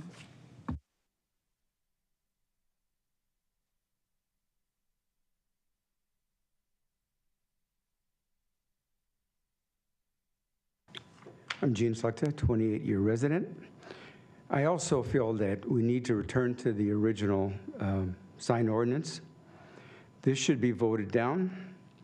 There's lots of suggested changes that are a problem, but the major ones are around the A-frame temporary signs in Shea Boulevard. Signs can be placed in the public right-of-way anywhere. So businesses on Colony Drive can place their signs on Shea. Businesses on Palisades can place their signs on Shea. Businesses on Rio Verde Drive can place signs on, you guessed it, Shea Boulevard. Maximum number of signs is 1 per street frontage, so 1 or 2, the businesses can have any number of signs on Shea Boulevard or in front of their business. But if a business puts signs on Shea and Swirl and Palisades, you tell me how code enforcement is going to monitor that. And what is a business? Can it be a business out of their home? How many signs can be out there on Shea Boulevard then? As for requiring businesses to bring signs in every evening, good luck with that. The proliferation of tacky temporary signs with these changes will cause a nightmare challenge for the town. The beauty of our town and surrounding desert and mountains is too precious to cheapen. Temporary sign abuse and clutter damages our property values. We need to think about that. Temporary sign abuse is dangerous. Putting signs out and retrieving them on Shea Boulevard, we're adding risk for employee safety and risk for vehicle traffic on Shea. Those signs are hard to read at 30 miles an hour, let alone 50 miles an hour. This creates a serious distraction. These signs were always meant for the walkable environment, not for a main highway. The only proper signage for Shea businesses are monument-type signage. And finally, why are we doing business in a 20th century manner? My business locator is my smartphone or my vehicle that has voice-driven internet. Please vote this down. Thank you.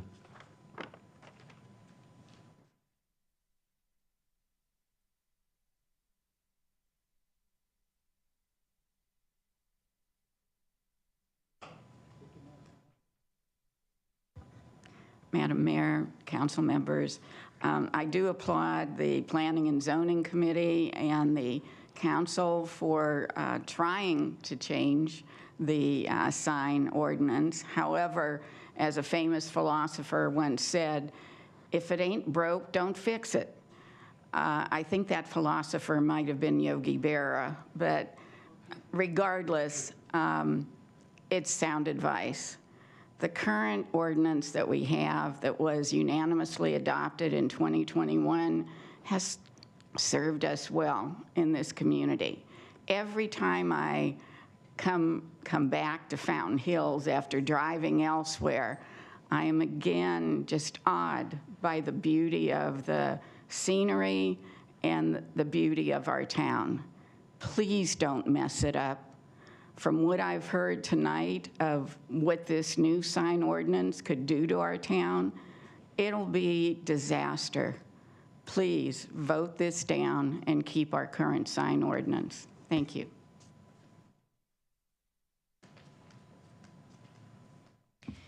Next, we have Suzanne Brown.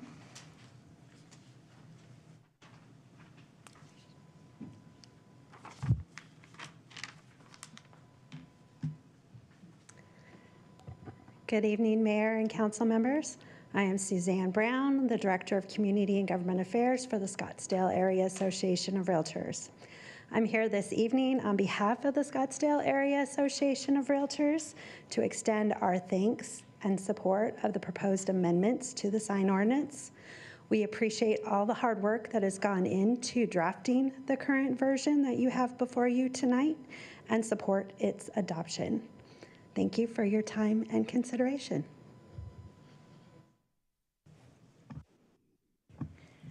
That's it for public comment, but I do want to point you to your packet. We will not be saying each person's name, but to let you know that we had 18 comments in writing. One was also in here, and we have 15 against and 3 for approval of the ordinance. Thank you. So I'm going to close the hearing, and then we can continue speaking and asking questions or comments among ourselves. Councilman? Thank you, Madam Mayor. A quick question for Director Wesley. When Planning and Zoning approved this, they voted on it, correct? Correct. Did it pass? Yes. What was the vote? I believe we had everybody there, 7-0. So unanimous. Yes, it was unanimous. Okay. Thank you. Councilwoman? Thank you, Madam Mayor.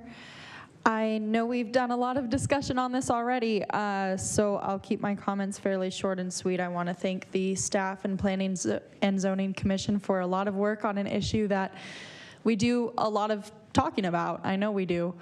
I have heard the comments from my fellow council members that essentially equate to if it ain't broke, don't fix it.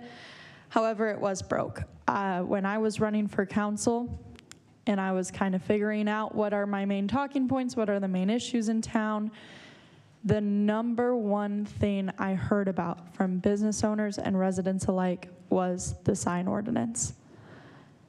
And I understand that we're not seeing a lot of those people at the meeting tonight, but that's probably because a lot of them are working or running their business at the moment.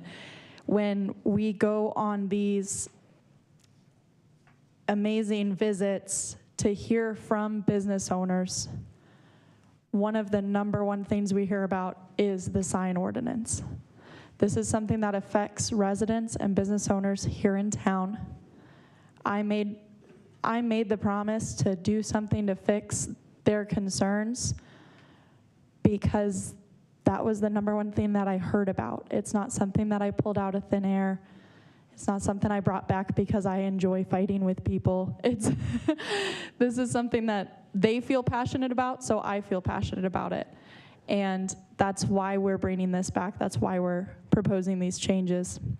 Now, with all of that being said, my only concerns with the new proposed ordinance would be in 607E, the change that I guess we can make it a little bit easier if I just go to our lovely summary. Thank you again to our town staff.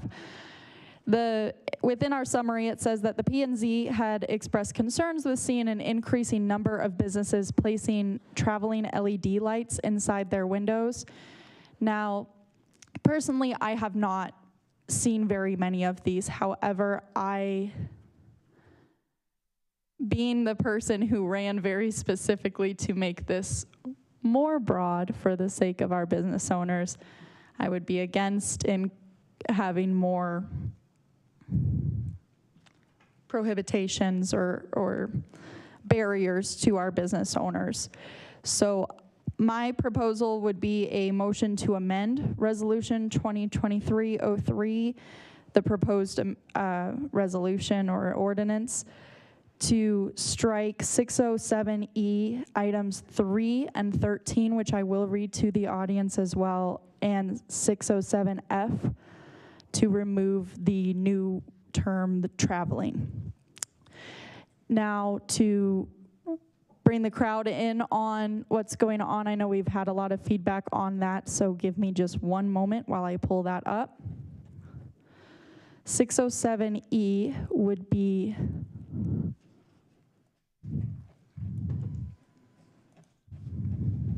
sorry, there's a lot of pages here. Councilmember. Thank you for that. Okay. 607E item 3 is any animated or moving sign, including televisions or signs with streaming video, and 607F is, item 13 in 607E is electronic message centers, and 607F is that new inclusion of the term traveling as listed in our summary that I read earlier. So I'll repeat that. I'd like to make a motion to amend Resolution 2023-03 by striking 607E items 3 and 13 and 607F with the term traveling. Aaron, I don't think anybody made a main motion yet. And so yours is amending it. I don't know, you can make a motion to accept it with those, but it wouldn't be an amendment yet because we didn't have a motion. Yeah, Thank so- you, Madam Mayor. Can I fix that to be Yeah. a motion to approve with those amendments? Yes. Thank Yeah. you. Or with those changes. Changes, Yep. yeah, not amendments, changes, Yep. yeah. Okay. Mayor, well, maybe you need a second first before I say anything. But I do have a question about the Councilmembers' amendment, and that is with 60713. That's a different issue than the traveling lights in the windows. This relates to the electronic message center. So if you're taking that out of the prohibition list, are you leaving then? Are we not removing electronic message centers as an allowed sign type down here in 608? Let's see, are we leaving them as allowed sign type here, not eliminating them here?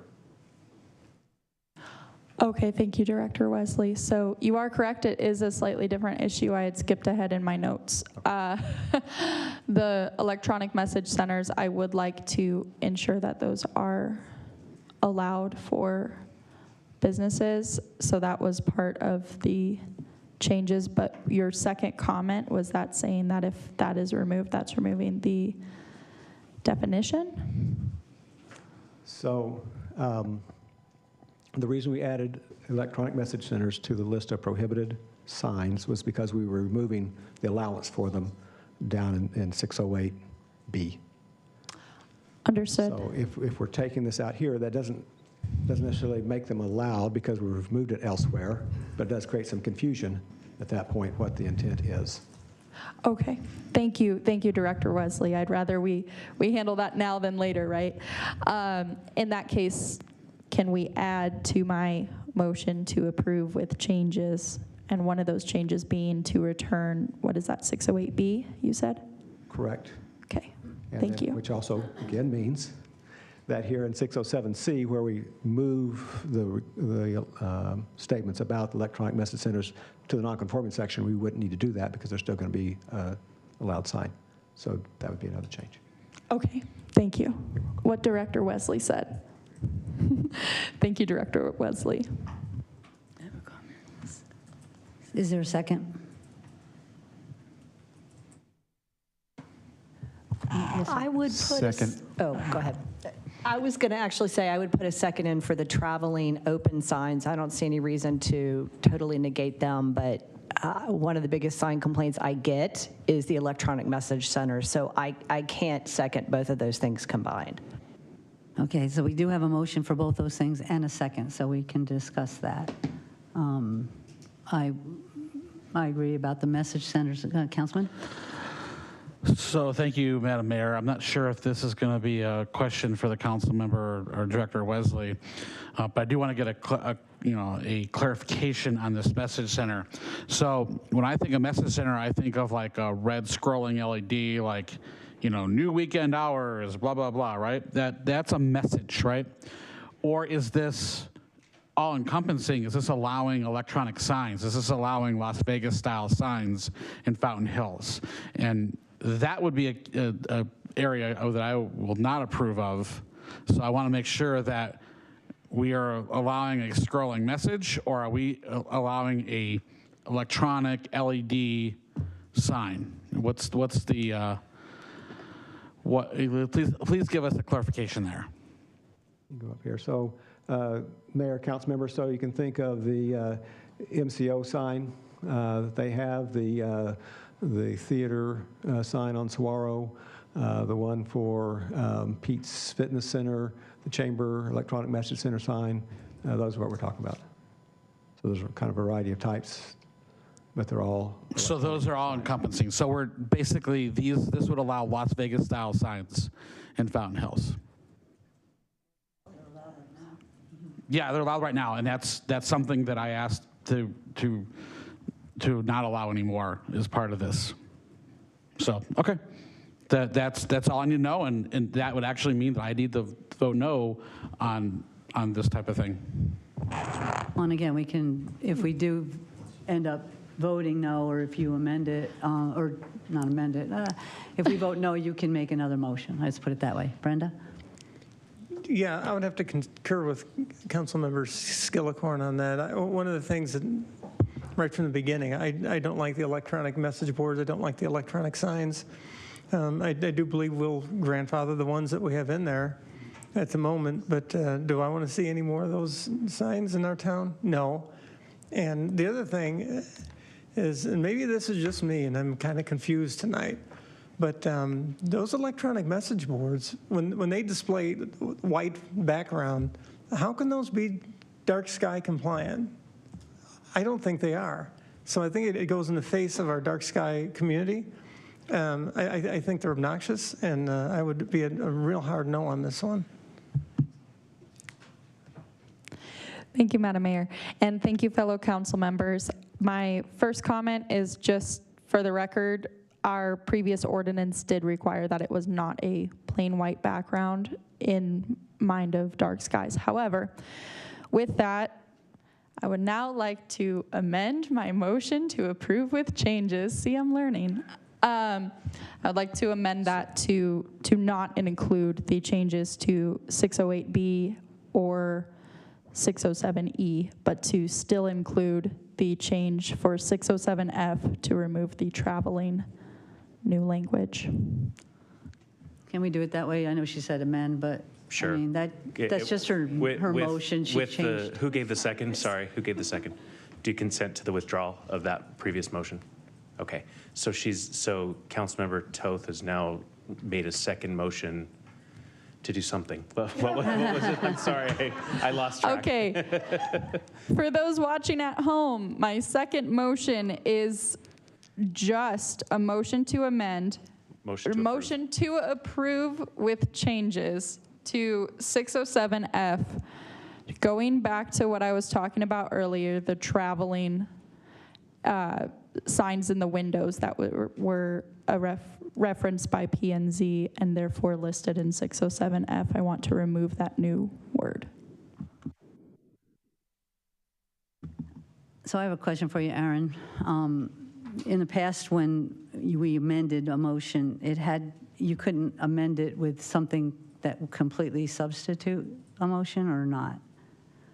Like, there was one time I remember that, and like I'm trying to say, if I've heard some people say keep what we have now, is that a proper amendment? Not that old. Oh, well, I'm not sure that is a proper amendment. The reason being is because I remember what you're talking about, Mayor. If it changes the whole underlying purpose of the motion, right? Like if the motion is to approve and whatever the substitution would be would effectively make it a motion to deny, that wouldn't be a proper amendment. My recommendation would be, assuming we get a second, and I don't know if we have, okay, Jerry got a second, gave a second. So my suggestion would be to vote on what's been proposed, and if you have an amendment to a portion of it, you can make an amendment to a portion of it. Otherwise, if the motion carries, it carries. If it fails, if we vote on that, then we're approving the whole sign ordinance with the changes. Yep. So I think we would need to amend it then, and if we don't want to approve the whole sign ordinance, including the changes that you made, then if somebody says, well, I want to take out, for example, the part about rights of way, being able to put signs in rights of way, or any of these other items that somebody might want to remove about. Yes, Mayor, that's true. My legal caution would be, and Director Wesley might be able to add his 2 cents from the code writing perspective. Just bear in mind that with an ordinance that's of this size and scope, the more we start to tinker through amendments, the more it requires domino effect changes throughout the ordinance. So let's just be really careful as we're making amendments, perfectly permissible to do, but let's just be careful as we're making amendments to ensure that we're consulting with Director Wesley about what the impact of any one suggested change might be throughout the ordinance. But that's my only suggestion. Okay, so if somebody wants to amend and say we don't, just for example, we want to go back to the 3 signs instead of 5 being allowed, and we want to go back to weekends and not sunrise, sunset, those amendments would be allowed if anybody wanted to do that. Yeah, those are portions, amending portions of what's been moved, yes, and as opposed to saying we just want to go back to the whole thing as it was, so. Okay. I actually would like to have a right-of-way conversation. One of the discussions I've had with people during the course of the past couple of days is, okay, so I have a right-of-way in my front yard, right? So does that automatically mean somebody can put a sign in my front yard, in the right-of-way of my front yard? So I would like Director Wesley or Aaron, however it has to happen, I want your average homeowner resident to be able to understand what their right-of-way is in the front yard. And if we approve this, as is with what we just talked about the traveling open signs, what does that mean for your average homeowner's front yard? Mayor, Vice Mayor, so it happens today under the current code for the weekend directional signs. Those get put in the right-of-way. Typically, they're at corners. They should be at corners because they're supposed to be at turning movements. So that doesn't change. It just would be expanded to every day of the week now instead of just weekends. So yes, you could have one in your yard in front of your house as that directional sign. And a resident is not allowed to remove the sign that may be in their right-of-way, in their front yard or their side yard or whatever, correct? Correct. Okay, thank you. So, and somebody could put a sign in front of your house every day now, instead of just on the weekends. And not take it down? Well, they have to take it down, but then they can put it back up. All right. Are there any amendments along the lines of changing the time or the Shea Boulevard stuff or the right-of-way stuff or anything else? Yes, ma'am. Thank you, Ms. Mayor. Yeah, I'm not ready to vote on this ordinance at this time. I would like to discuss the Shea Boulevard problem. If you go back and look at the tapes from probably 8 months ago, I was for letting people that own businesses on Shea put signs in front of their business, Joe's Car Repair, and have Joe put out a sign every morning and take it in at night. I thought that was a pretty darn good idea because I am pro-business, and I was in support of this because I wanted to be supportive of realtors and business people. And then all of a sudden, we started having Gilbert versus Reed versus Gilbert, and there was a lot of conflictions in what we could do and what we couldn't do. If we pass this ordinance as is, and if anybody went to the planning and zoning meetings, which I did, it could be a problem with stacking, which would be multiple signs from many businesses or not businesses on all the intersections or up and down Shea Boulevard. Director Wesley, could you address that issue and what was addressed at planning and zoning? Mayor, Councilmember, yes, the Planning and Zoning Commission had this concern as we talked about it and got into the details a little bit. And as we've already touched on a little bit here this evening, once we say that an A-frame, for example, is allowed in the right-of-way in a given location, and the right-of-way is a public area, we really do lose control of who can ultimately put an A-frame in that location. So while on the surface of it, you look at the number of businesses and what we're trying to do is very reasonable, and number of signs that could go there. But since we really can't ultimately control who puts the sign there once it's opened up, it could become cluttered with numerous businesses from some other distance, or people just desire to put a sign in the location, stacking signs. So that was a concern that the Planning and Zoning Commission had. Thank you, Director Wesley. And just to reaffirm what you're saying, we can't control the message, we can't control the signs, and we can't control the number of signs. And so if you don't think this is going to lead to mischief, it's going to. Shea Boulevard gets, what, 30,000 cars a day that drive through Fountain Hills. And Fountain Hills is known to be an affluent community. People move here because it's an affluent community. And if we start cluttering up our main streets with this stacking problems, with signs that could have any message out there, it may marginally help some businesses to have 20 signs there, and maybe you can pick the one out that you want to go to, a submarine sandwich special today. But it's going to be difficult to even read one of the signs. The fact is if you let multiple signs, then it negates the effectiveness of all the signs. And then I start worrying about property values, and I start worrying about our community. We're living in a place that's just swamped with these temporary signs that we can't control the message, we can't control the number. And so, and I will admit, 8 months ago, I was for changing this.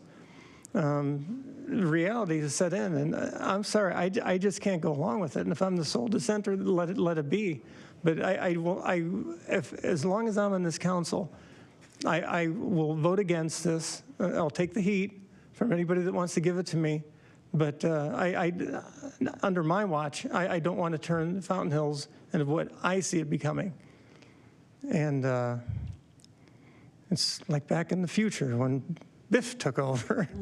And it changed the complete direction of the town.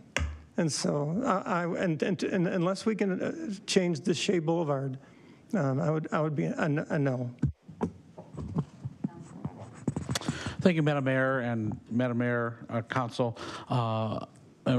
Is there a certain compromise, like a number or something that would work? I mean, I just think of that, the businesses along Laser, south of Shea there, and they're like, no one knows I'm here, right? And I want to toss those people south of Shea a bone. Councilman, can I mention something? Because I wanted to go back to something that Hannah said, which was about people that were having issues with the unanimously passed 2021 bill by 4 of us up here. We did talk about that, and there were, I can remember 2 issues that I talked to the chamber about. And one of them was what you just said about Shea and Laser Drive and all that. And the other was about the Euro Pizza type place, which they have a front and a back, and they want 2 signs. That was it. And then maybe a little later about somebody that was upset that they had to buy a banner. So and Jerry, you remember too, we talked about what would you want to change with the sign ordinance, because we knew that there were still a few lingering things, and there was a willingness to address those things. But then, obviously, we peeled the whole thing, and it got real, out of our hands a little bit. We brought it back because we saw what was happening. But to your point, there are definite changes that can be made, that could have been made, that are working with Betsy, working with the council. I think a lot of the changes that you made in here, John, and P&Z, that doesn't say permit, says allowed. A lot of those make a lot of sense, putting everything in the one place. Those are great. But, I mean, everything else, the balloon 10 feet, everything, it's just like you can put a balloon on each one of those signs you're talking about. We just said that. So I think there are things we can do to make this better for businesses that aren't going to affect the residential area so much. We worked with the realtors. We had the 3 signs. I didn't hear anything from realtors, and I think even at P&Z one time a realtor said, it has been working okay. So it's not that we haven't been watching it and we're just stubborn, but this has ramifications that go beyond helping businesses, and I'm willing to help businesses, but I really can't support this, all of these changes in this. Councilwoman? Or no, I'm sorry, you wanted to say something. You were on there first, sorry. I had turned mine off, but if I could make a request to hear Councilmember Kalvianakis' answer to Councilmember Skillicorn's question. Yeah, thank you, Councilwoman Toth. I have had discussions with staff on whether we could, like, maybe have designated zones at various intersections and maybe limit it to 5 signs. So let some certain business owners put business signs out there, designate the area 10 by 10, only 5. It turned out that that wasn't going to be very practical because you'd have to have somebody to be there in the morning to see who was there first, second, third, fourth, fifth. And then, I'm sorry, you're number 6, you can't put your sign up there. So although it sounds good to let some signs up there for certain businesses, it would be completely unenforceable. And you couldn't do it. We couldn't hire enough staff to go to all the intersections and to say, okay, we'll let 5 signs up here on this intersection, this one. And so I did try to go down that road, and it just wasn't practical. Oh, thank you. Sorry, Councilmember McMahon. Just very quickly, so to be clear, Director Wesley, in the case that we were to say if you're on Shea, you can put signs on Shea, that would not include things like our Peach Market or those types of events that are occurring at the Tractor Supply parking lot is just what comes to mind, but I'm sure that there could be or would be other examples of that. Mayor, Councilmember, trying to think through that, what you just said and how to apply it to that situation. But so I can start with, as they got their temporary permit to do the Peach Market, we talked about where they could put signs, and they had to be off the right-of-way under the current code. It became a little bit challenging, I think, because of the topography, and so they might have ended up right on the edge of the right-of-way along Shea. But we did restrict those to be as close to the code as we could. As it stands today, with the revisions that are proposed, there would be no issue of the signs being in the A-frames for that event in the Shea right-of-way. Okay, thank you, Director Wesley. Councilwoman? I too have visited businesses with Amanda Jacobs, and we had 1 or 2 questions about the signage, and when we explained it, they're like, "Oh, I completely understand. I heard the rumor was this and that," and we completely, thoroughly, and objectively explained the sign ordinance as far as businesses. We went to Crosswords Auto, which is behind, on Technology Drive, behind where Walgreens is.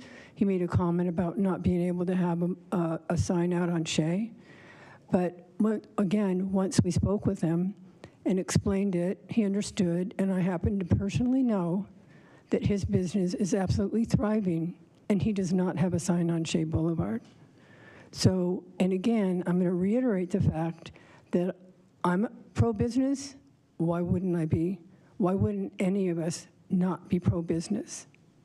I don't think the proliferations of millions of signs is going to make a huge financial difference or financial difference in a business. Again, I think that the ordinance that we voted in the prior council unanimously works. Our businesses are supported. It protects our community as far as beauty, et cetera. It prevents sign graffiti all over the place in disrespect of our property and our views. I think that this particular ordinance, and again, Corey and P&G, thank you very much. We appreciate your recommendations. However, as a council member, we have to make, even though unanimously you recommended it with reservations, we have an obligation as council members to dig a little bit deeper into this, and no offense, not accept it hook, line, and sinker. That's our job. So to even denote that otherwise, I think is inappropriate. But again, I think that the sign ordinance, given everything that Mayor Dickey said, Brenda said, et cetera, I just think the proliferation of signs is just outrageous and unacceptable for our community and our property values. Thank you. Thank you, Madam Mayor. And I just kind of want to make a compromise suggestion to Councilmember Kavaniakis, and I'll explain it a little bit. Is one, I think the current the as proposed restriction, the only daytime hours, so you can only put it up in the morning, you have to take it back in. I think that's going to lead to some self-policing. If you're not getting a benefit from that sign, you're not going to haul it out there every single day and take it in every single night before you go home if you're not getting some real benefit from it. So I have a feeling that the significant number of these are going to go away if they're not getting a benefit, especially if that's enforced.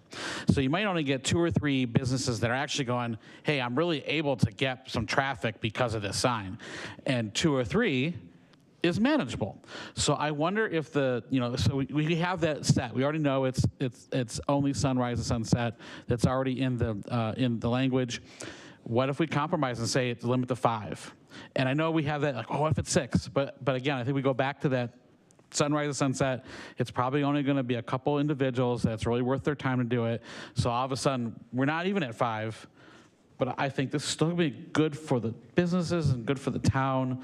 Would something like that limit to 5 compromise work? And I would love to make this compromise work tonight. But I'll call on you in a second, Sharon, but I just want to that point, what you're saying, though, is assuming that the people putting the signs out are businesses. And these signs can be put out by anyone and say anything. And so just looking at what's going on with the yes sign with a no sign, or a no sign with a yes sign right in front of it. So what you're saying makes sense for businesses, but this opens the door to much more than that. Sorry, Vice Mayor? Going back to Councilman Skillicorn's comment of, I wrote, will stop if no benefit. I think the concept was the business owner is going to realize that they're not really getting benefit of the sign, and maybe they won't put it out anymore. I'm going to tell you, as somebody that has either been a business owner or a child of a business owner my entire life, that's not what you do. You see it as, this might be the one day that magic person drives by, and if I don't put this sign out today, I'm going to miss it. So I feel like that's a great thought, but honestly, I don't see that happening. I would really like to call for a vote for what has been moved already instead of continuing the discussion, if that's okay with people. And I just want to reiterate that the vote is the amendment with the traveling lights being allowed now, traveling lights open sign being allowed now, but to approve everything else is written. Is that what we were looking at? Thank you. Aaron, remind me what we do when you call for the question. Do we have to have a second? Well, if everyone's ready to vote, we can do that. But for an actual call for the question, you need a second and a 2/3 vote and all that. Second. Can I have more conversation? I had my light on. What? We have a call for the question and a second, so we have to vote on that, right? I think our rules, I'll check the rules, but one sec. Oh, he's going to check to see before if we it has to continue be a discussion, Councilman supermajority or a- Skillicorn said he thinks it's a simple I majority. think it has to be 5. I'm pretty sure it has to be 5.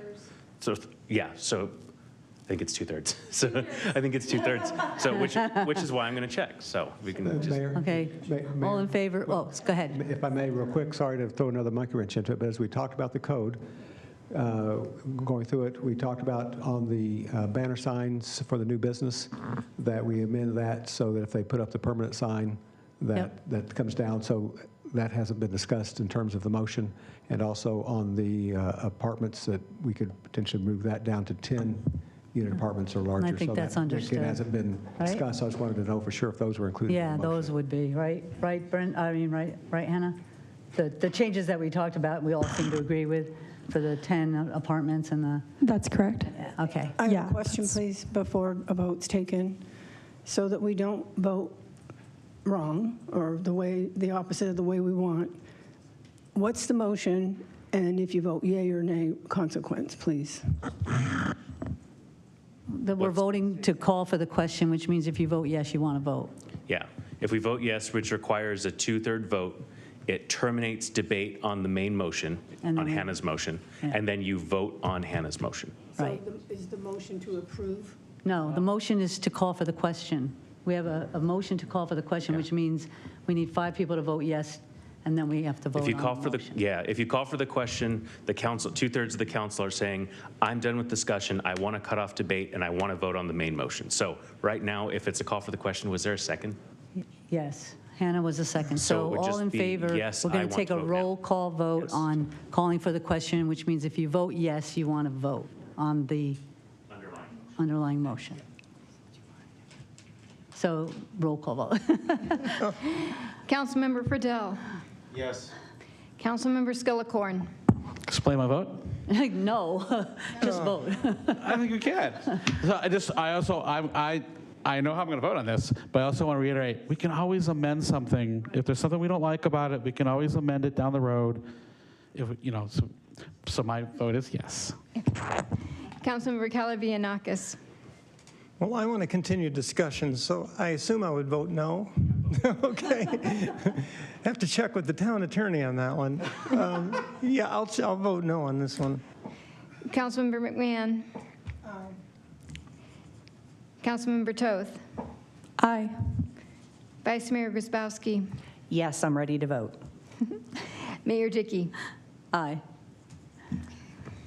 So Mayor, Okay. the motion did passes. carry. So the motion, did carry. yes, so we have enough votes to say we're going to vote on the motion, which is Hannah's motion as understood. We all understand. I'm sorry, what? Is that on the whole? It's the entire thing, except she wanted to add back the traveling lights. We want to leave them in. And it also is 10 apartments, instead of 20 apartments, it's 10, and there was one other thing. So, The banners thing, you can keep it for a year. Okay. so Mayor and Council, if you are in support of Hannah's motion, vote yes. If you are not in support of Hannah's motion, vote no. Thank you. That's where we're at. Roll call, please. Councilmember Skillicorn. So we can always amend it down the road, so yes. Councilmember Calavianakis. Explain my vote?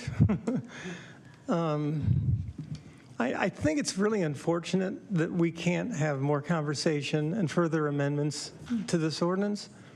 I wish we could discuss what I had discussed on Shea Boulevard, because I think a vote for yes on this is going to lead to a lot of mischief.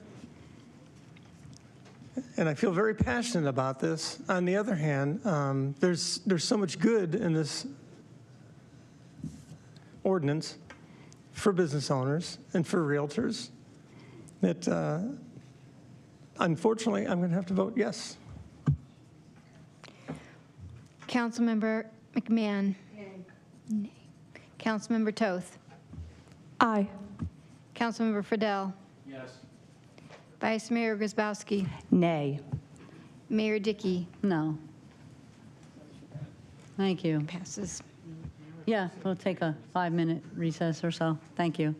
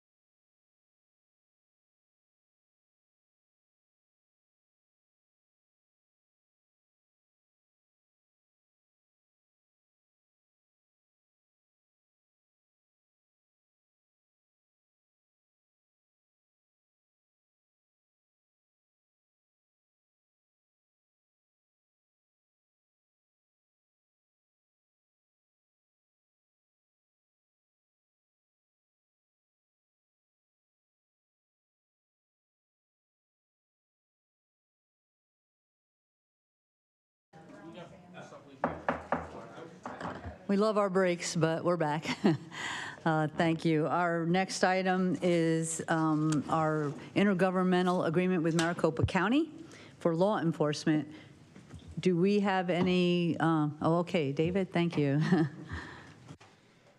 Good evening, Mayor, Council. There isn't a presentation on this. I tried to include as much background in the staff report as possible, so hopefully that answered most of your questions.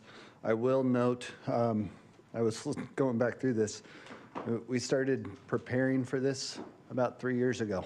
So there's been a lot of people that have looked at our contract, either through the contract review, looked at our law enforcement services and the services that were provided by Matrix Consulting.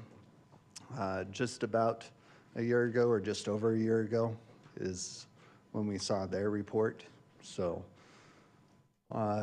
tonight, after extending the existing contract or the existing IGA for a year and a half past its original expiration date, we're here for another IGA that will go until 2026, the end of June 2026, with an optional 3-year extension with the ability to extend that as well. So if the council has any questions, I'm here. Hopefully I can remember some of those items from the last 3 years. I've got all kinds of notes and things that I've tried to compile, so hopefully I can help. But that is it. Thank you very much. Do we have any speaker cards on this item? Yes, Mayor, we do. We have 3 speaker cards. And then we'll start with Barry Wilborski, and then on deck will be Kim Wilborski. Barry Wilborski, Fountain Hills. I'm beyond amazed that this contract has been brought before the council today. On page 14, there's the following section. It's section 2B4. MCSO's failure to staff a contracted duty post for 60 consecutive days or more for any reason may result in an annual credit being applied to the personnel services section of the next annual worksheet, Exhibit A, which means they cannot give us people for 59 days, give us people for 1 day. So what that means basically, as I read this, and remember, I'm the statistics guy, this only means that MCSO has to fully man our sheriff's detachment 6 days a year, okay? That's once every 59 days. And if that's not bad enough, they may be 1 deputy short, 2 deputy shorts, or more. We don't know. They didn't say. It's just if they do it for 60 days, they get in trouble. Why in the world would anyone approve this contract at all? And especially given the history of MCO and their staffing issues. This section definitely needs to be changed to limit the number of days to less than 10, make the days not consecutive. After all, we do pay for each day. Change the word may to will. It says, by the way, may. They may pay after 60 days. It doesn't say they will. Would anyone hire an employee that could be absent from work for 59 consecutive days every 2 months? I very strongly urge the council to vote against this contract until this section has been corrected. That's all.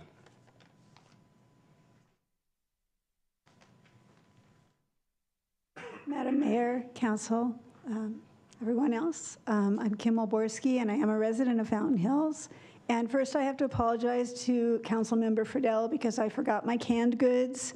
I do have them. I will bring them. I'm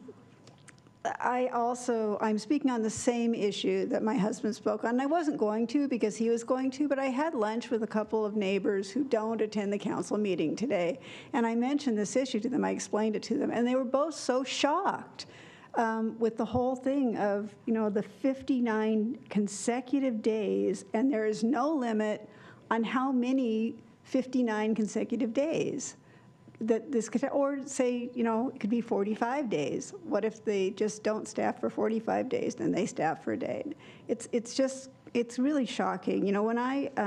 When Barry and I have been coming to the council meetings for a while, and we've heard a lot of complaints about the contract, But actually, the only complaints that I've mainly heard have been with the overall price and with the quantity of deputies that we've had. I've heard no complaints about the quality of the deputies or the service. Everyone's very happy with the people we have working for us. But this has been the big issue, is the quantity of people we have, and that we weren't getting what we expected to get, and it was a big deal. And here's our new contract, and it's not addressed. And I just don't understand it. So I really hope that you can vote this down, make an amendment, get it fixed. Thank you.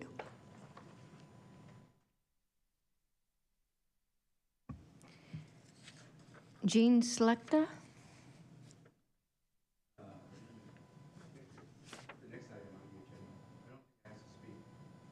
9B, are you wanting to go 9C? 9C. Okay. And then in your packet, you have 17 written comments. We also have 2 people who wanted to voice their support in person but not speak on it. So we have a total of 19 comment cards and 19 for it and no people against it. I move to adopt Resolution 2023-34. You can. Is there a second? Second. Thanks. Okay, Councilman. Thank you, Mayor. I'm going to make a statement on this contract. I think people know where I stand already on this contract, but with the recent developments all over the world, we can all agree that we need public safety, and it's of the utmost importance.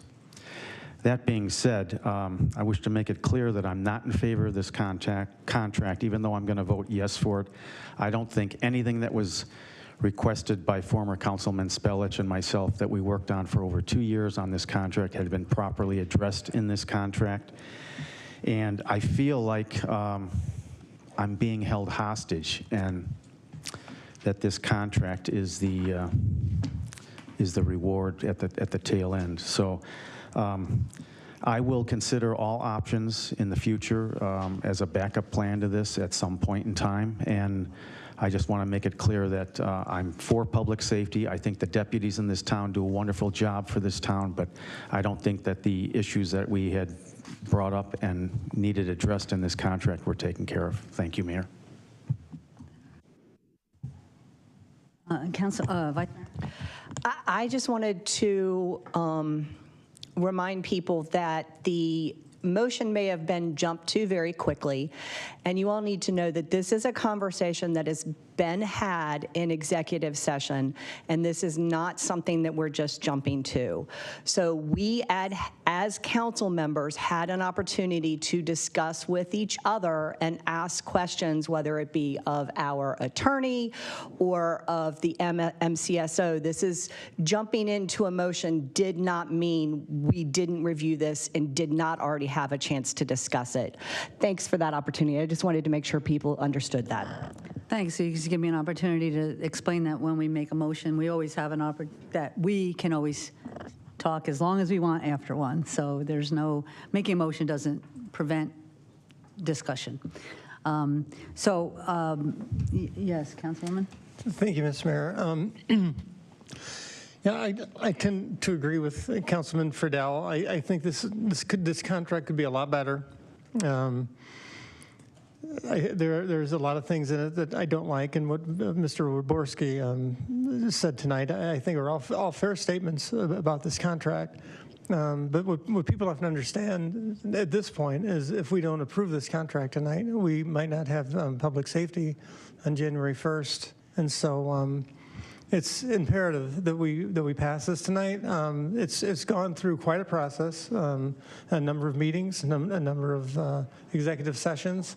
Had our lawyers look at it, our manager look at it, and I guess it's what I can just say. It's the best that we could do.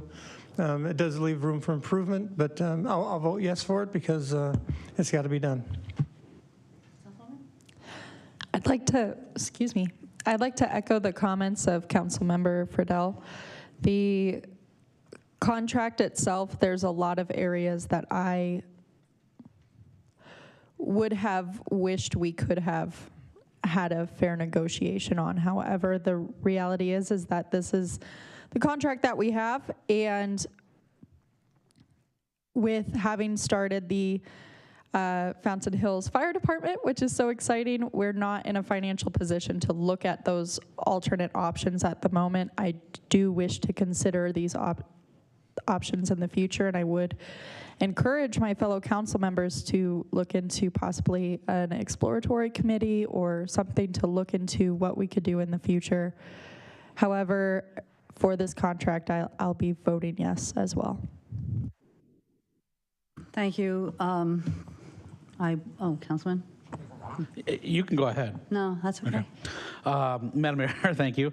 Well, first off, I do want to thank Town Manager, Finance Director for negotiating this. This was a difficult thing. I know it took a lot of time. And when any contract, if there isn't pain on both sides, it's not a very good contract. So that's also to be considered. Of course, there's some things that we don't like about this, but again, that's part of negotiation. There is a caveat I had, but I also wanted to see, maybe we could ask the attorney a little bit about that. The concern of the 59 days of consecutive staffing. I'm not so sure there's so much we can do about that. I mean, theoretically, we could do an amendment. It does appear that we might have representatives from the MCSO here. I don't know if they would be amendable to addressing that. Yeah. Mayor and council member, they are not amenable to, I think we can very safely say that we've had represented to us from MCSO, county administration, that no further amendments will be entertained on their end. The original length of time was substantially longer. This is the negotiated down number. Okay, so thank you for negotiating that down. We very much appreciate that. And again, that's part of the pain. And there is a caveat that I have, and that is the staffing number. I would prefer to be higher, have more staffing. Now, I've been told that the county does not have the manpower to produce the staffing numbers I'd like.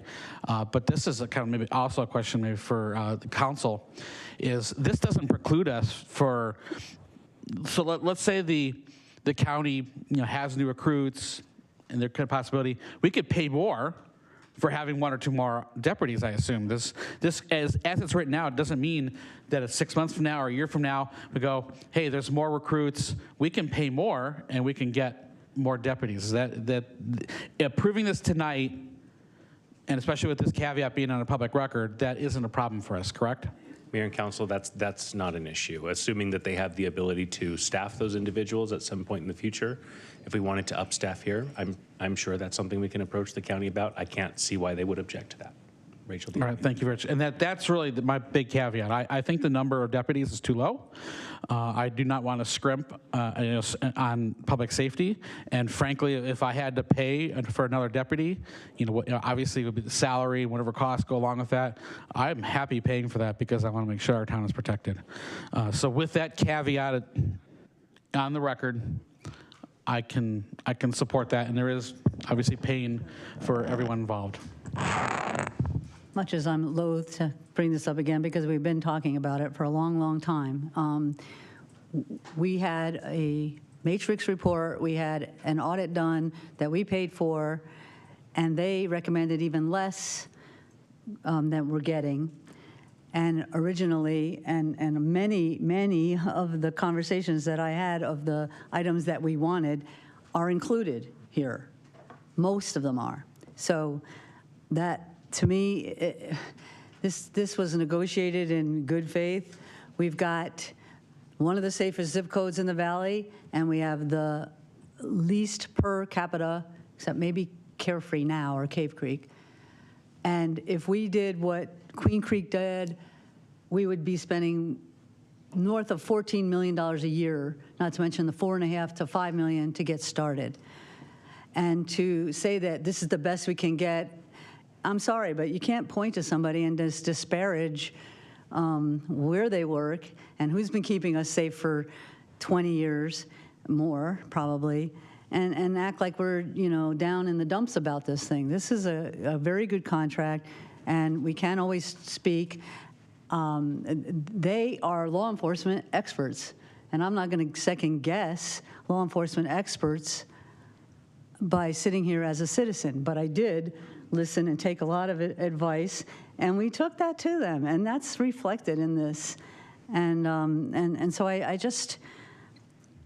don't like the idea that we're just taking something because we have to. It's they've kept us safe for years. I've had people throw back at me, oh, since you were mayor, it went up this much. Well, we went back to 2004, and it's up and down the entire time based on what's going on, inflation, whatever, just fill in the blank. So a fair comparison would be to go back to 2004 and see how long and how well they've been keeping us safe. And we thank you for that. Any further comments? Mayor, I have a comment. Yes, Councilman. I don't think we're disparaging anybody. This isn't personal. This is a business decision for this town. It's not disparaging anybody. And if anybody mistook that as disparaging somebody, I apologize for my comments, but it's not a personal attack. It's not disparaging anybody. Appreciate that. Any further discussion? Okay, can we have a roll call, please? Oh, do we have we already had a motion? Yeah, okay, yep.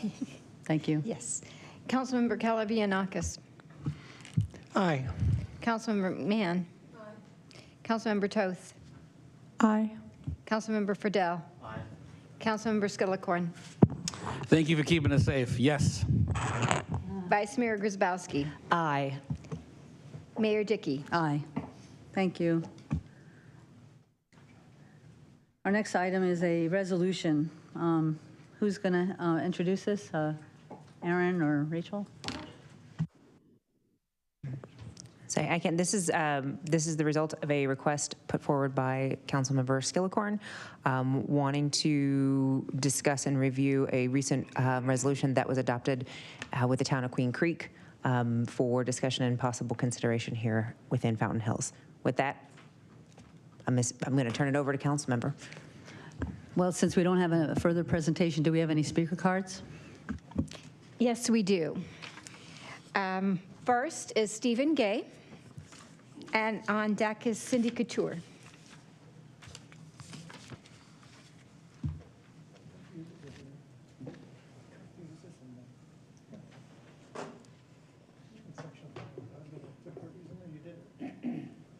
Good evening.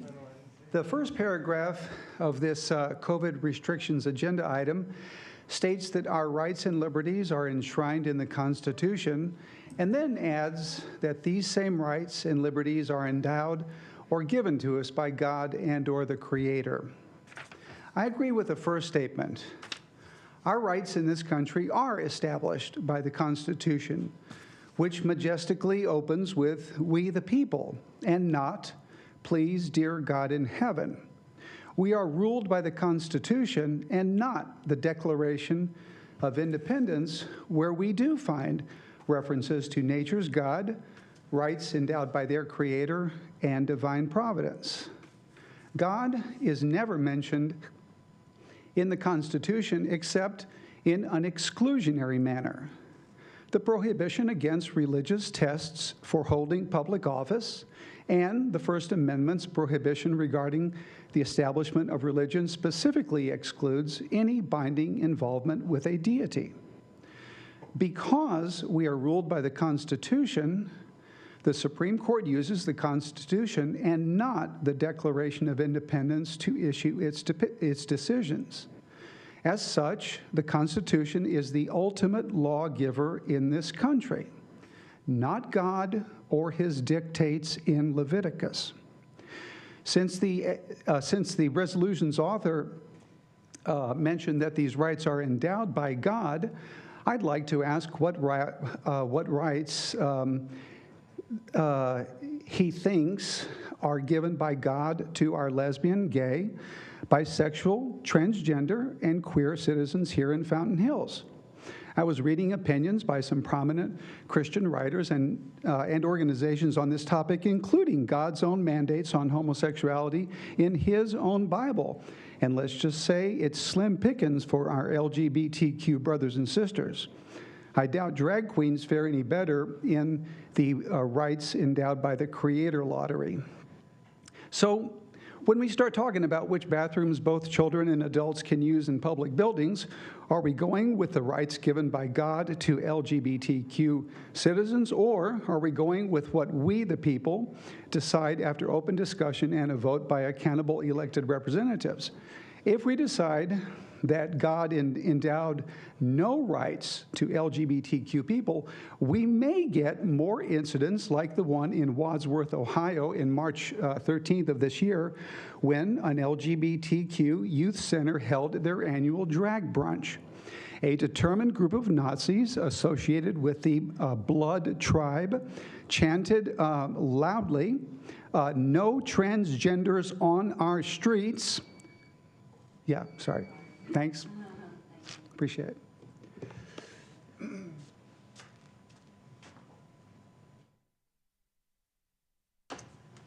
Cindy Couture, Fountain Hills resident. I want you up there to pretend it's 2018. Did any of you predict the COVID pandemic would occur in 2018? Did you know what was going to happen when COVID was going to come? None of us did.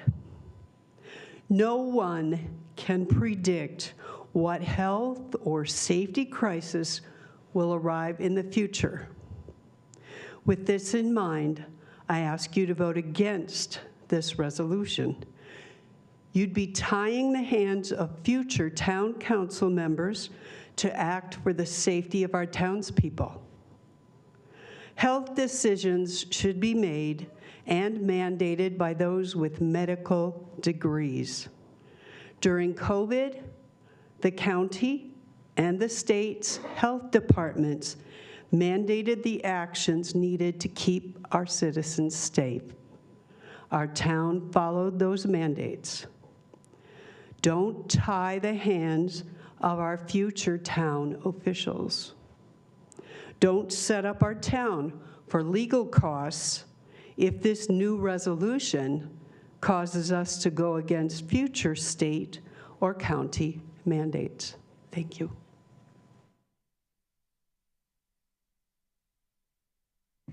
Next, we have Jean Selecta, and then on deck is Linda Sumo.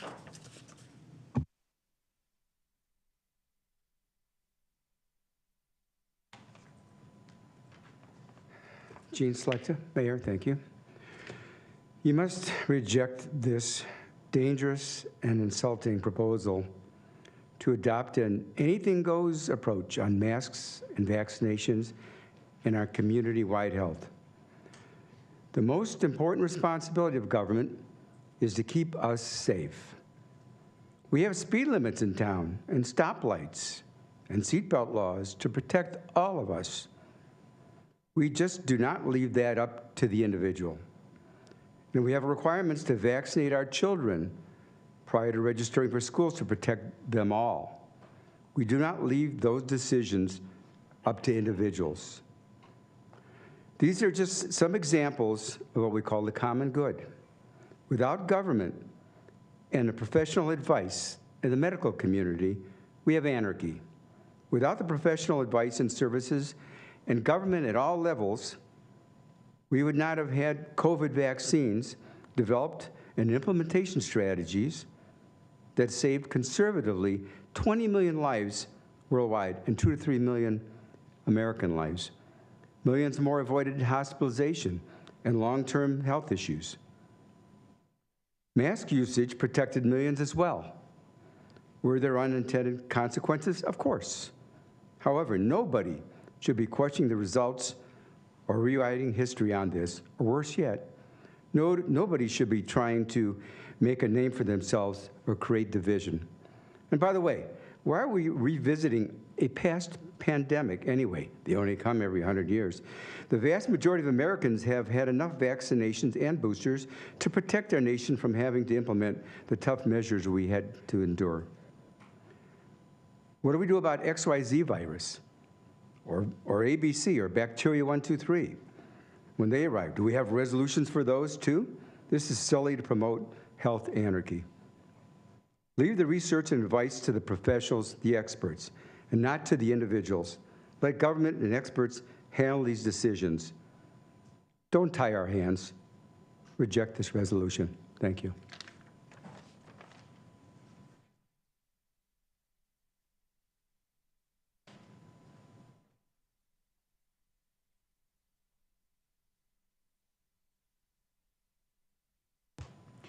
Linda Somo, resident. I don't have anything to add to the last two speakers except that in 2020, I was a 75-year-old woman who was petrified of catching COVID. And like many others, the only defense I had was a mask prior to the mass production of the vaccines. We can't possibly predict what will happen in the future. We don't want to tie the hands of the people who actually can try to keep us safe at least. There may be mandates again in the future. I hope not. But if there are, it would help me if people would obey them. So, you know, if you're trying to tie the hands of a future city council or trying to deny the scientific community, we lost 1 million people here in the States due to COVID. Do we want to say that's not important? Do we want to say, well, you know, because people were uncomfortable with masks or vaccines, we shouldn't ever require that again? We need to do whatever is necessary to protect people. And I hope that you will not adopt this resolution. Thank you. That's it for speaker cards, but in your packet you had 23 written statements and 18 were against it and 4 were for. Thank you. Councilwoman? I would like to make a motion to move that agenda item 9C be tabled. COVID's not at issue. It was a past occurrence. In addition, our AZ legislature has already addressed this matter by statute. Government entities cannot require COVID face masks of government employees, nor can a government entity require Arizona residents to be vaccinated. Accordingly, this is a moot subject, and I request that it be tabled. Excuse me, I move that it be tabled. Thank you. Is there a second? Second. Now, again, when something's tabled, do you discuss it? No. Mayor, the rule says that the motion to table shall not be debatable and shall preclude all amendments or debate of the subject under consideration. Okay, thanks. So We with the movement we can't to- debate the motion to table. Well, certainly, we can debate the main motion. After we vote on it. After we vote on the motion to table, correct. Okay. And if the motion to table passes, then obviously there is no debate to be had. But if it fails, then clearly there will be further discussion. Motion to table due to state statute. Roll call, please. Councilmember McMahon. Councilmember Toth. No. Councilmember Friedel. Nay. Councilmember Skillicorn. No. Councilmember Calavianakis. Nay. Vice Mayor Grzybowski. Yes. Mayor Dickey. Aye. Okay, so we will debate the item. Anybody want to start off? Okay, I'm sorry, Vice Mayor? Sorry. Yeah, it came up first. The first thing I want to mention is in the very first paragraph, it discusses God and or the Creator. The verbiage brags on trusting residents in their personal choices. Not everybody believes in a higher being. So why we felt the need to put this in there other than whatever other town did, I don't get it. We have quite a few people in this town that are either agnostic or atheist. I'm going to tell you, I actually used to be agnostic until I ran for office the first time in 2018. Now I realized I'm actually an atheist. We do not know what the future holds. Recently, we had a presentation, a really good presentation on emergency preparedness. It is unfair for us to limit the resources of our first emergency responders and our future town councils. What happens if there's a large fire in town or at the landfill? Worldwide epidemics and pandemics happen, like the 1855 bubonic plague or the 1918 H1N1 flu. Our concern as a council should be first and foremost for the health and safety of our residents. We have no way of predicting the future. By putting this into place, we are taking away one of the resources that we have to help with our health and safety of our residents. The only thing I appreciate about this document is 4 times the phrase personal responsibility is mentioned. I appreciate that you know that I know what's best for my body, but that's the only thing that I've got in this document that I approve of. Thank you. Thank you, Vice Mayor. I agree with you. And again, this is not a current issue. It's not an emergency matter. It's a very presumptuous and overbroad and overreaching proposed ordinance. It's mandating that mayor council not act reasonably to protect our community in a crisis. Yet per our oath of office and our council duties and obligations, this is one of our primary responsibilities to our town and to ourselves. You can't have it both ways. This cancels itself out and is really useless. In fact, if you look at the second whereas, it states the government, our town, responsibly planned and took measures to prevent the spread of COVID and appropriately prepared for needed emergency actions in response to the spread of COVID without infringing on the rights and liberties of our citizens. Again, this ordinance contradicts that very statement in it. Also, the federal government, the governor, and Maricopa County Department of Health collectively and directed and set parameters when COVID masks were required and did not mandate private citizens be vaccinated. This wasn't the town. These facts, coupled with the current Arizona statutes addressing COVID masks and vaccines, shows that there is absolutely no need for this ordinance and it is basically mute by its own language. And accordingly, I make a motion to not adopt Resolution 2023-35 in its entirety.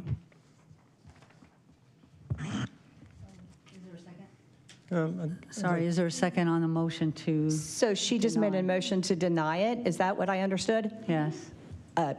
Second. Okay, Councilwoman? Thank you, Ms. Mayor. I would like some discussion before we go to a vote. It's been said tonight, why are we revisiting this? This happened a couple of years ago. Well, because that's how you learn.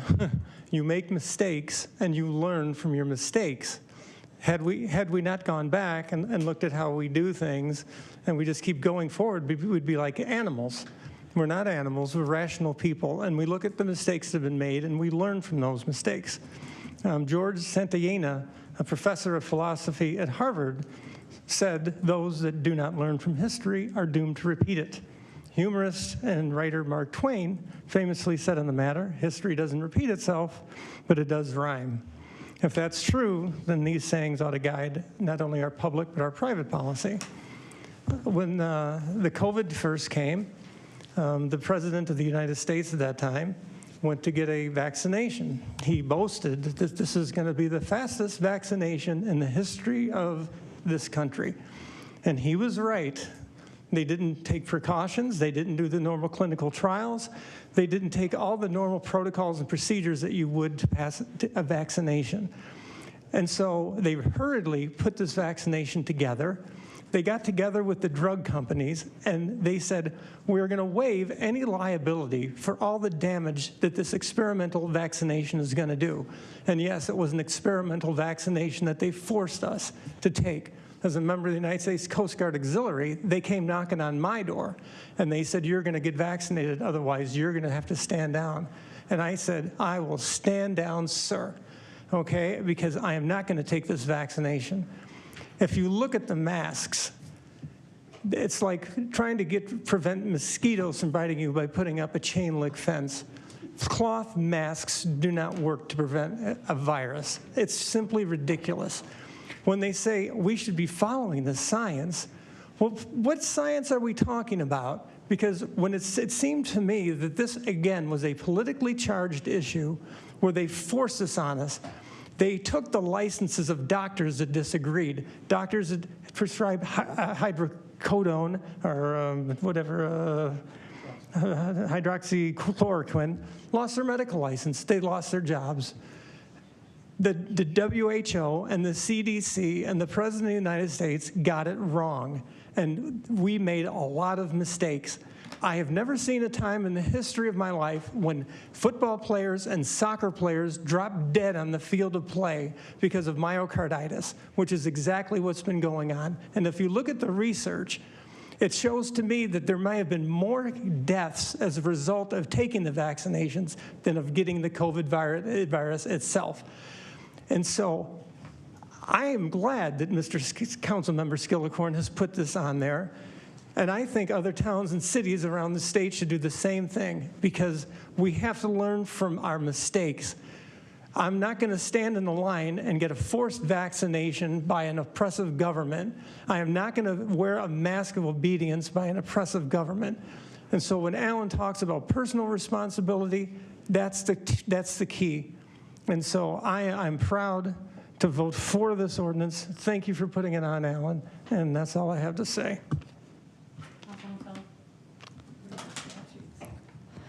That's a hard one to follow. That was beautiful. So this resolution, I can understand the argument of whether or not it was relevant to have on the agenda, but here it is. And where my opinion lies and where it will always lie is that a person's freedoms come first. We don't know what will happen in the future. We don't know if there will be another COVID, a new thing, but your freedoms don't change. The people who wrote the Constitution, they did not know what the future was going to hold. But your right to make the decisions for your own body and what you're putting in it does not go away. And when we talk about a mask, that's a device that you choose to wear or you don't choose to wear. I chose not to wear it because I was born 2 months preemie. I had double pneumonia at one point as a baby. I have very unhealthy lungs. That's something that is restricting my breathing.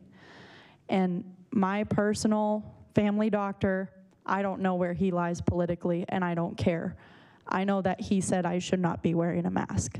That was not a decision I made on a political level. And I don't want that choice taken away from me. I don't want that choice taken away from you. You know your body. Your doctor knows your body. I don't know your body. I don't get to tell you what to do, and neither does a future council. If you believe that a mask helps you and that it's more important, wear a mask. If you believe the vaccine works, get the vaccine. I don't want to stop you from that either, but don't try to make me do it.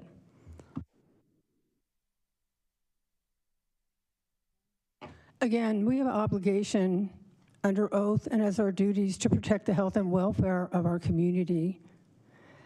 And to sit here and mandate things in here that ties our hands of that is so contradictory and cancels out itself. To sit here and say that we know and future council members know certain things is ridiculous. We don't know everybody's personal convictions, et cetera, and frankly, we don't want to. It's none of our business, and it's none of your business what your personal conviction is. So to sit here and have whereas required mandates that we know and future council members are going to know something, I can't attest to that. I can't agree with it because, like you say, things change every single day. Facts change every single day. We don't know. We don't know what the future is going to hold. I can't abide by this. I can't mandate tying the council's hands to act on behalf of the health and welfare of our town. COVID's passed. Doctors and pharmacists have even said they treat it like the flu today. That the vaccines are going to be available. They're not required. They're going to be available, just like flu shots. And again, there are 2 Arizona statutes that prevent the requirement of mandating COVID masks and mandating that people get vaccinated. So to me, this is not just about COVID. It's overreaching. It's tying our hands from acting on the behalf of our community and dereliction of our duties and should not be enacted. I'd like to make one final comment. I could not disagree more on the comment that it is overreaching. Overreaching is requiring residents to wear a mask or get a vaccine, or to not wear a mask or to not get a vaccine. That's overreach. Government overreach is when I'm reaching into your life when it's not my business. Overreach is not restricting me from doing so. That goes completely against the definition of the term. I disagree. Again, we have statutes in place that don't allow this to happen. And again, it's preventing us from doing our job. You took an oath to do a job, and now you're mandating not doing that job. It doesn't make sense. It's nonsensical. Thank you, Madam Mayor. I do want to point out that if facts change every day, then they aren't facts. It is interesting that we had a motion to table. That motion was denied. Now we're going to have a motion that we're going to vote on about denying. I suspect that that's going to fail. And then after that, we're going to have yet another motion. So why don't we just go ahead and have a roll call? I'd like an opportunity to speak. And anyway, we wouldn't have to do it again, I don't think, if the motion to fail, I mean, a motion, if it fails, then it's approved. So we don't have to do it again. We'll have a motion to approve. We won't need one, let's put it that way. So number 5 says the Fountain Hills Town Council recommends its citizens and the general public exercise personal responsibility. Then it says, but the council commits to not implementing measures such as mask mandates, business closures, vaccination requirements, curfews, or any similar measure. So this particular part doesn't say anything about COVID. And then with the or any similar measure, it's really not specific. Business closures, like we talked about, that came from the state and such. But I know, like, during COVID, let's just use that as an example, when if people wanted to have a party and they wanted to get together at the community center, so basically this is saying we wouldn't have a right to say they couldn't have their party. And there's no doubt that when people got together during COVID, people died afterwards. And we all have our personal things that happened and family members that got very, very ill, and children and babies and all of those things that were going on. And you're darn right I got the vaccine. Nobody made me get it, but I got it. There are certain things that you do for your own entity or whatever. You make your own decisions. I mean, does that consider being pro-choice too? I mean, what you said was almost a quote that anybody could use, you know, for being able to control your whole body. So, and parts of this sound very similar to that.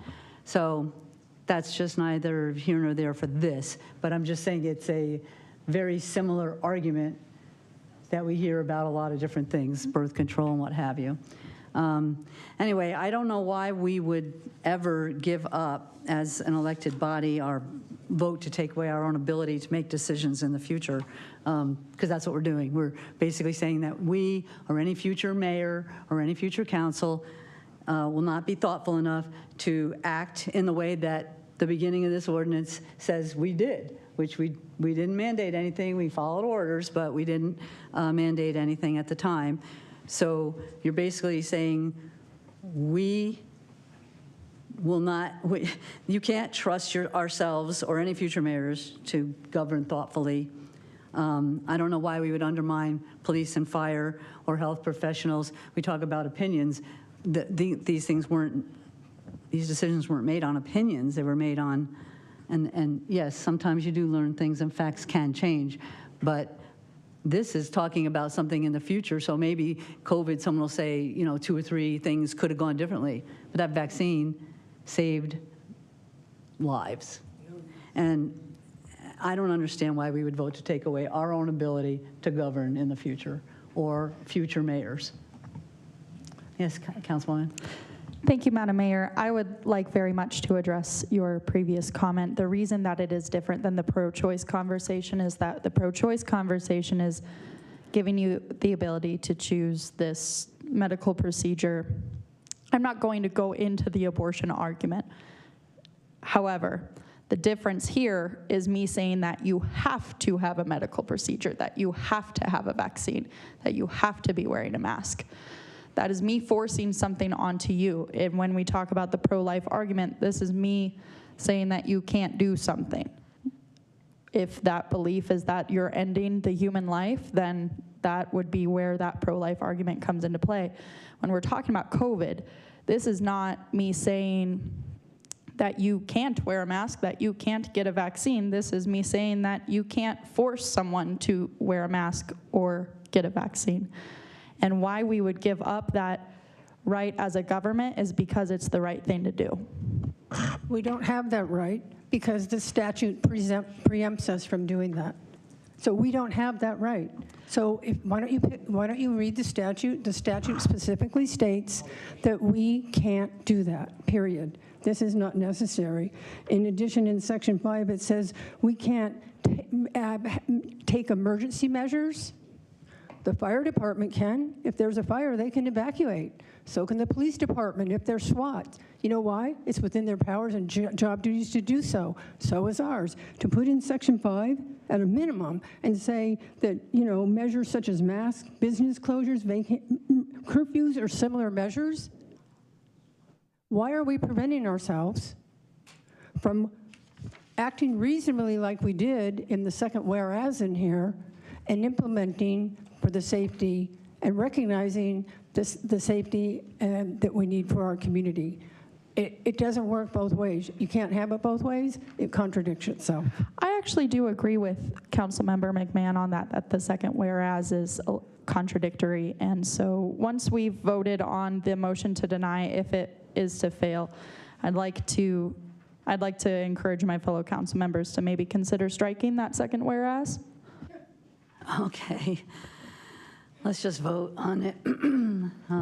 A roll call to, If you don't mind, Madam Mayor. And I do want to bring up our pilot friend, brought up the beginning of the Constitution of the United States, and it starts with we the people. And this is about personal responsibility. And I prefer to give this power back to the people. So I don't think it's the proper role of government for politicians or bureaucrats or whoever to mandate masks. I don't think it's the proper role of government to close down businesses. I don't think it's the proper role of government to force someone to take a jab. And I certainly don't think it's the proper role of government to force curfews on the people. Let's give this power back to the people. And that's all I have to say. It's never taken away from them. well, and this discussion proves why having this on the agenda was just like, why are we talking about COVID? Why are we talking about government doing things to our bodies? Which, either way, I don't know why, but let's just take the vote to deny it. Councilmember Toth. No. Right? Voting to deny, no. Voting not to deny, right? You're right, you voted no. Yeah, okay. Councilmember Friedel. No. Councilmember Skillicorn. No, and I want to remind that this council in 2020, June of 2020, voted against mask mandates, but one person at this dais imposed them on everyone without a vote. That's not Councilmember true. What are you talking about? Kalavianakis. Nay. Councilmember McMahon. I vote to not adopt the resolution. So say yes. So it's a yes. Okay. Vice Mayor Grzybowski. I also vote yes, thank you. Mayor Dickey. Yes. Okay. So Aaron, if Hannah wants to change it, then she can make can she make a motion for approval without the part that says that we did the right thing in 2020? Mayor and council, yes, she could make a motion to approve with the exception of striking the second recital. Okay. You make that motion, yeah. Okay. Well, we need a second. It's section 2? The second whereas, the second. The one that would contradict your argument. The one that acknowledges that we did it right in 2020. I'd like to just make a motion to pass the resolution 2023-35. Second. Okay. Well, Hannah already made a didn't hear a motion. second. What? We didn't All get a right, second. all right. Okay. Roll call, please. What are we voting on? Passing it. I thought we passed. We didn't pass it. So now I guess we don't have to vote. Yeah, we don't have to. There's no, Still there's no an second. affirmative vote. I don't think it means you automatically adopt it just because it's denied. I think you need to affirmatively vote for it. Let's just Yeah. do that. Okay, just clarification. The motion was from, As written. Yes. okay, yes. And then and Councilmember Skillicorn seconded. Okay. Yes. Skillicorn. All right. Councilmember Friedel. Councilmember Skillicorn. Yes. Councilmember Kalavianakis. Aye. Councilmember McMahon. Councilmember Toth. Aye. Vice Mayor Grzybowski. Nay. Mayor Dickey. No. Thank you. Let's see, our next item is an update for the payment analysis from Justin. Thank you. Madam Mayor, council members, thanks for staying late for us. Back in June, the staff brought forward not only the payment analysis, but also a report from the Citizens Advisory Committee on Streets. During that time frame and that meeting that night, you were given a report about the current conditions and the future and how that looked with different funding scenarios. Each one of them basically stated that we currently are not budgeting enough money. The Streets Advisory Committee basically said the same thing, but had some different options. When we went into the regular session, I brought forward a contract, and that contract was to approve an amendment to the MR Tanner to spend the first half of the federal funding in this year. I did note as part of that that the geotechnical report was not done at that time, and we're going to get to that here very shortly. But the first thing that we're going to cover is the upcoming pavement schedule. As you can see from this first map right here, which is Kiwanis Enterprise Colony in that area, which is the business district, or one of several. The first phase of this is going to be starting in the end of November after Thanksgiving and ending just before the next holiday. There are several reasons behind that. and we're going to get to one that's quite challenging. There is simply no convenient time for this type of construction, regardless of when you have the funds available or the materials or the staffing. There are going to be some improvement challenges. These challenges are going to be slightly different from some we've encountered in the past, because we're going to be removing the road to a depth of approximately 1 foot and replacing it. During that time frame, some of these driveways will be inaccessible for a period of time. That creates challenges, especially in these types of areas.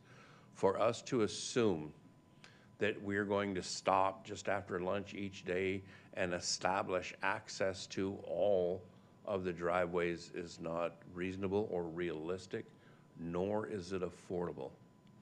There are a couple of things I'm going to ask of tonight. One of them is that you bear with us, and I'll take the brunt of this. Rest assured, my phone doesn't go off, and we will do our best to make all of the most reasonable accommodations necessary. The second one, and this one is going to be really unpopular. With little to no exception, the town of Fountain Hills is a little bit unique. When paving operations are underway, regardless of the type of treatment, when a motorist disobeys all of the warnings, the signs, the flaggers, and even police officers chasing them, and they drive into these improvements and do damage, the town of Fountain Hills is the only one that requires staff to write an apology to that driver for their actions, and also requires the contractor to pay for the damage that was done. This creates a challenge. And so I'm going to ask you to think about that without any obligation tonight, but we are going to be facing that type of challenge here. Rest assured. This is the next one, and this is considerably further out. The reason for that is skipping over the end of the year and the holiday season, and then we're going to jump right back into this on January 15th. Now we're moving into some residential areas.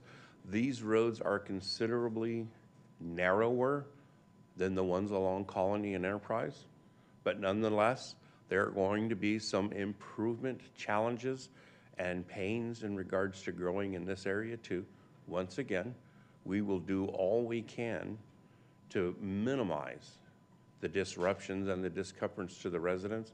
Bottom line is it's still going to happen, simply because we're not just painting the road or putting a top coat on it, but removing it and replacing it.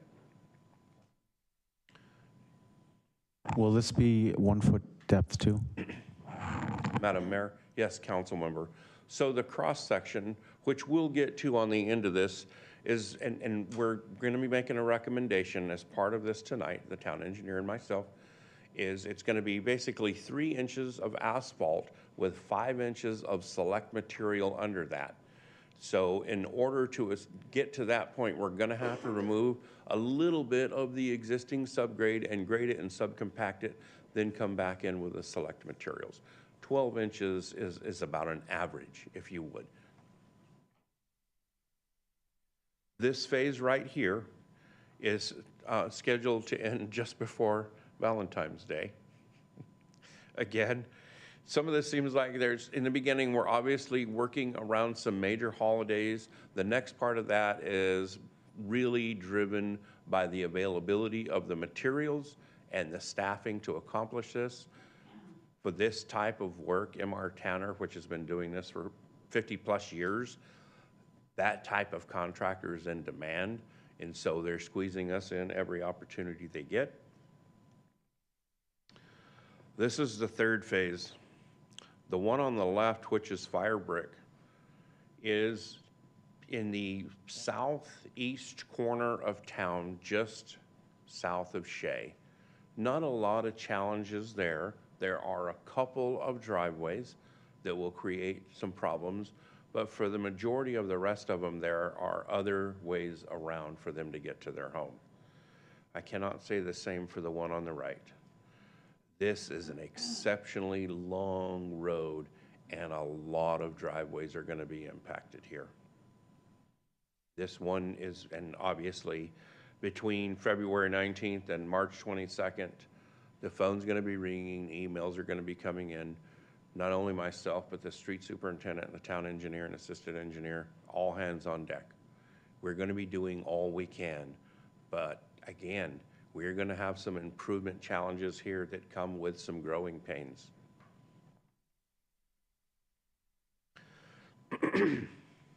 This perhaps is going to be one of the less challenging, longer ones.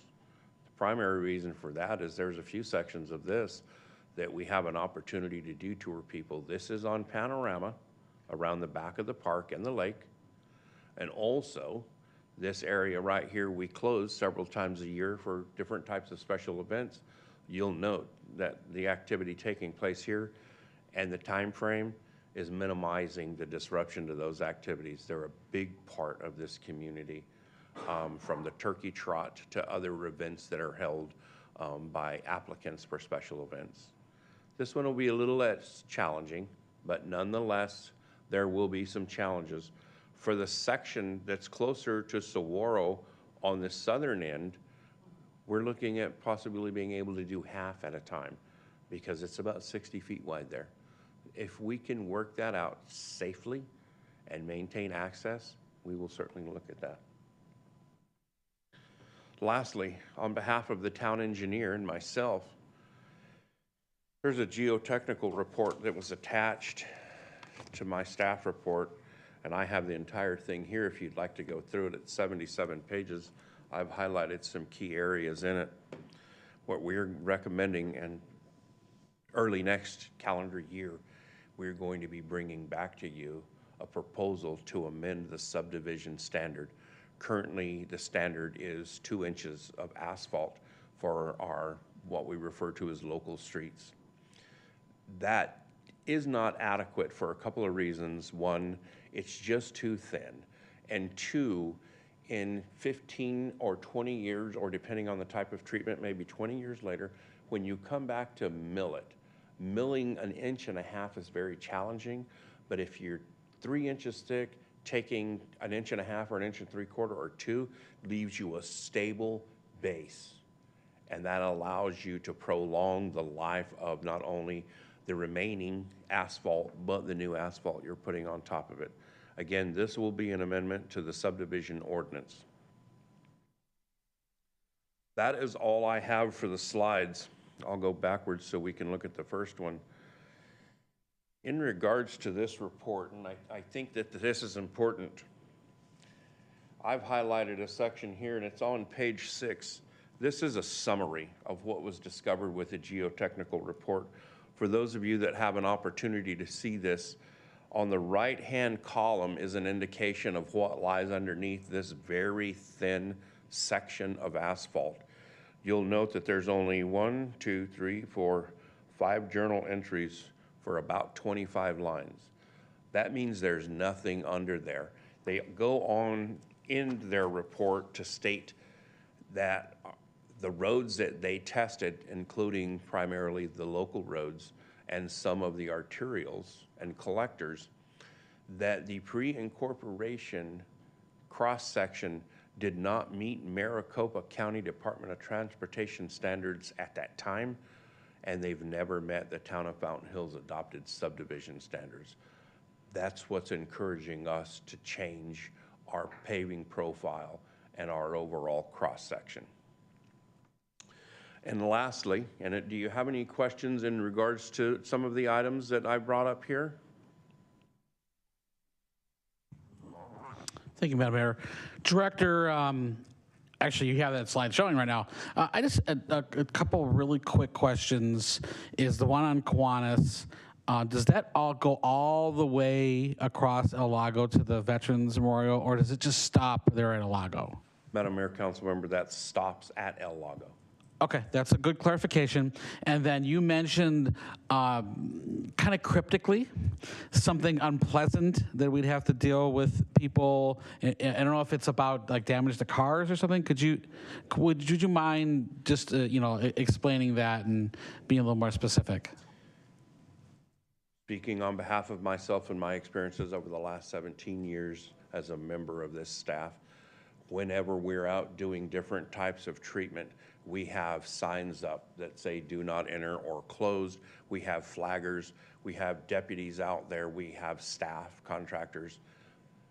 Motorists have gone around all of those warnings and driven through this stuff up to their house, into their garage, across their driveway. As a result of that, there are a minimum of 2 tracks down this that now have to be repaired, and then into the driveway and up into the garage. They become enraged, they contact management and elected officials. Historically, with little to no exception, the outcome of that is someone like myself or the town manager issues an apology that happened to that motorist, and then we direct the contractor to not only make the repairs to the damaged asphalt or slurry seal, but also clean the driveway, the garage, and pay to have the car cleaned. Oh, boy. Thank you, Ms. Mayor. Is this codified in our town code, or is this just standard operating procedure as you've experienced it in the past? Madam Mayor, council member, I'm not aware of any mandate that requires us to pay for someone else's poor decisions in anything that we have adopted. So we do it voluntarily? I do it under direction. Under direction, okay, good to know. And then this one more thing, if I could. I think it's great we're doing Panorama Drive. El Lago, and you mentioned the turkey trot, which is coming up, and I have had constituents give me some concern over the potholes and the turkey trot route. Is there any way we could do some patches or something before November so we could make that more safe for the joggers? More challenging. Just throw it out there. It's my constituents, not. Yeah. We already have that location, and just for the record, prior to the special events, we, not only town staff, but our contractors, we go out and identify what I'm going to refer to as hazards. It may or may not be a pothole, it may be tree branches, and we do our best to address that. The Community Services Director is directly included in that because some of those trees may or may not be in one of our prized parks. So we certainly will address it, and we'll do that one as well. Thank you. You're welcome. Madam, and I just a quick follow-up. I think that our staff, our excellent person that does press releases and social media, the elected officials, the newspaper, our neighbors will do a very good job communicating that we probably shouldn't go around barricades and stuff. And it occasionally could happen, but because we're going to do such a great job communicating that this is going on and people in our town are calling out for these repairs, and even though it's so inconvenient, and I understand that, I have a feeling we have better compliance than normal. And if that compliance still fails, boo-hoo. And then the last thing is that there was the, would you mind just briefly scrolling through the slides of what's going to be repaired? Go to the next one, please. And one more. Okay, that answered my question. I just wanted to chime in on two comments. One was Justin's update on his previous direction on how those types of incidents have been handled in the past. I want to clarify that was previous direction, and I believe we will be moving in a different way this time. Secondly, to the point of Councilmember Skillicorn, we do extensive public awareness up to, and I'm going to ask Justin if you can clarify, notice to individual homeowners. Is that correct? There will be 3 notices in advance. There'll be one 2 to 3 weeks in advance, and then one 2 weeks, and then one the week of. Not to mention there will be large black on orange signs going up on each of these identifying that the work is coming and the dates. So in regards to notification, we because not everyone uses their front door, we also put one on the garage door, and we tape one to the side of the mailbox because using the mailbox is not allowed, but we tape them to the side. It'll also be on the town's website, and obviously for the people that are watching here tonight and the conversations that'll take place over the next several weeks, there'll be an opportunity for lots of people to become aware of this. Lastly, last summer when we presented all of this information, we indicated that we would be coming back and seeking direction for the future. So we are currently scheduled to spend approximately half of the federal funding this year. Immediately next year, based on the analysis and the roads selected, we will spend the balance of that federal funding. Then we will be back to the limited amount of funding allocated by the state, which has remained flat for several years, and the allocation granted by the mayor and council. The town manager and I have had several discussions related to this, and we would like to at least get some sort of consensus for the mini retreat coming up and see whether or not you would like to allot 30 minutes, 2 hours, a day and a half to discuss the possible funding scenarios for the future, because before we know it, it's going to be here, and we're going to be having those tough discussions again with limited funding. I appreciate the opportunity to share this with you tonight and ask for your guidance. If there are any additional questions or comments related to that, I'll be happy to do the best I can to answer them. Thank you very much for your presentation and your thoroughness. It's really appreciated. It helped me better understand what's going on in town with the streets today and the future. And I would also like to thank Jerry Butler for being part of the Roads Committee. Your contributions are numerous, appreciated, and again, thank you. So some of those pre-incorporated roads for the future, they'll be easier to maintain because if we have to do a mill and overlay, then the base will be much better, right? Is that right? Madam Mayor, Councilmember, that's correct. So basically, all the work that we're doing and the previous work that we've done, obviously, we bring that up to the subdivision standards, or in some cases, we have slightly exceeded that because we are well aware of the commercial traffic that utilizes that as what we refer to as a cut-through. So yes, it will be less expensive and they will last longer. Did we have any speaker cards?